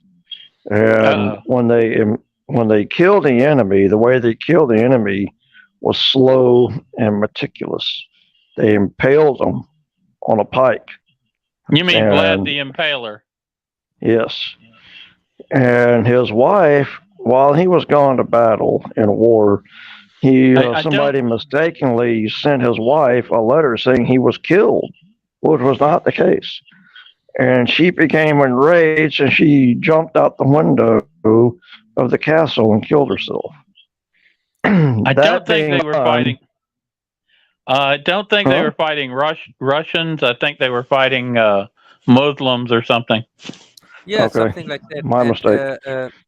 Yes, it is. The original novel is based on that a little bit, but as I said, the original novel is very old, and the style of it is very unusual. The novel is not like this Dracula movie that people know here from Francis Ford Coppola. No, it's completely different. No, I wouldn't say completely different. The Coppola version is inspired from the novel, clearly, and tries to stay kind of true to the novel in some parts. But the novel itself is a very strange thing. because it is not written like a story. It is written. It's just letters, like in the Dead Zone. Here, Greg, have you read the Dead Zone from Stephen King? Oh yeah, I've read the Dead Zone, of course. Yeah, and at the end from Dead Zone, King uses a similar tactic like in the Dracula novel, where you have just the letters, where here from Johnny, for example. Right. Yeah, and it's kind of like that in the original novel, but you can make out of it, if you can make out of it this love story like Francis Ford Coppola did, which is you can it's an interpretation. If you read the novel, I wouldn't say that I didn't get that love story in the novel like it's portrayed in the movie, for example, in the famous movie. But still, there are elements in it which are like in the movie and so on, and especially here the Renfield character and so on is also portrayed like in the novel and so on. But this ship here, Dementor, there is no not this this story is completely made up, what we see in the trailer. Because in the novel there's nothing about it. In the novel it is a very small... but the ship does show up on the shores with a dead crew, right? It's empty. So Yes. this is what probably happened on the voyage across. Would you say they're just guessing? Yes. The thing is, in the novel, it is just mentioned in 3 sentences, something like that. 3 or 4 sentences, maybe half of a page. But it's an interesting place to go. It looks like it'd be an interesting movie. But when you see the trailer, I don't think that they care for the source material. I think they because what I've seen in the trailer was more caring of diversity, and then you have this woman that says, "Oh, it's Dracula. Nobody gets here alive," or something like that, which is just stupid. This has nothing to do with the novel. It didn't go like that in the novel at all. No, that's true. So basically, we just got to wait and see on that one, wouldn't you say? I can't tell. It could be good. It could be bad. I can't tell. But it has a possibility of still being good. Would you give it that, Cub? It has a possibility to be entertaining trash. Maybe. Maybe. All right. So the very last thing on the stream today, we went over 3 hours. I think we're doing good. And our our technology is about to fail completely for me and Bazzil. But while we're still here, we have Hunger Games. Something about snakes and something else. Bazzil, what did you think of the Hunger Games trailer? It looks like it's a prequel. Yeah, it's and a prequel. You know how much Cub loves prequels. Yeah, it's garbage. The whole Hunger Games series, the whole book series, everything about it, just garbage. Garbage? How many battle swords? How many battle swords is that? How many battle sword stars I'd give it? I'd give it about 5 out of 5 down. Yeah, 5 out of 5 down. I can't follow your theory. Go ahead, Cub. I agree on that. The trailer looks cheap as hell. It really looks like they just want to make money on the franchise. Why do we have? First off, if they want to seriously tell the whole series is stupid. About that, I don't know. It doesn't come off like that. And also, why do we get sentences in the trailer like, "Yeah, I'm the host. I'm the very first host on the very first Hunger Games," or whatever. So they have to spill it out, even in the trailer. They have to tell people, yeah, I'm the first, so that people get, they think the audience is so stupid. They don't know it's a prequel. Yeah, the normal host would never say something like that. He No, would say, why would he? Welcome to the Hunger Games, or something like that. He wouldn't say, I'm the first host of the first Hunger Games. For whom? Who is he talking to? To the audience, maybe? The audience from 20 years in the future, obviously. Yeah. Mhm. So Yeah, it's no, lame. yeah, I'm giving it a double thumbs down, Mhm. and it got Is 5 that how many battle swords down. double thumbs down out of how many thumbs up? I don't know. It's got 2 thumbs down, 5 battle swords down, and Cub agreed with it, so apparently 10 battle swords down. yeah, kind of something like that. Something like that. Yeah, and here the other ones we wanted to talk about: the Pope's Exorcist and Infinity Pool. Save those for Pope's- next time? No, Or you want to? The Pope's Let's talk Exorcist about them now. It's just crap. It's trash, completely trash. It's The Exorcist. Now that stars Russell Crowe, right? Yeah, it is it is trash from a big company, this is the unusual thing. You don't see that normally from a big company making such a trash movie. But it is a remake of The Exorcist, but it's in bad. To just a short review on it. Just a remake of The Exorcist, but just in bad. And Infinity Pool is the movie of the son of Cronenberg, the new movie, and I thought it is also crap. It wants to be like Existence and Videodrome, but it fails on both parts. So it's Pope's Exorcist and Infinity Pool, they're not worth watching. No, it's completely waste of time. But Yeah. but Reinfeld, you like that, so that is worth watching. Yes, Renfield and also Tetris. Renfield, sorry. Yeah, these are two tips, and the other ones, stay away from them. they're just waste of time. Okay, so I think we need to call it because our equipment isn't working that well, and we keep fading in and out. But we've had a good stream. I enjoyed talking to you guys. Yeah. Anything anybody wants to say?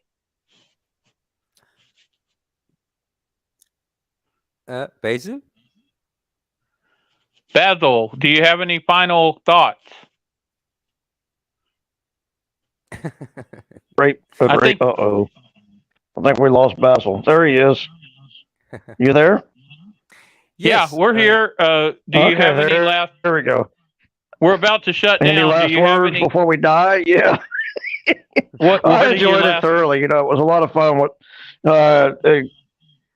As far as battle swords on this one, we'll give you 5 out of 5 up. How about that one?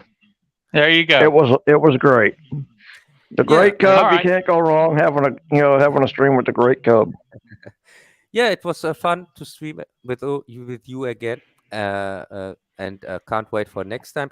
And that people know when we are streaming. Normally, when nothing comes in between, we stream every 2 months on the last Sunday of the month. So the next one is going to be in End of June. End of June. Yeah, end of June. And if people need a date, it will be June the 24th. As I said, when nothing else comes in between, so that people know kind of when we are streaming. Okay, sounds good. Been good All talking right, to y'all Cub. guys. And good night, Germany, Texas, and the world. Yeah, good night to everybody. And I'm shutting it down now.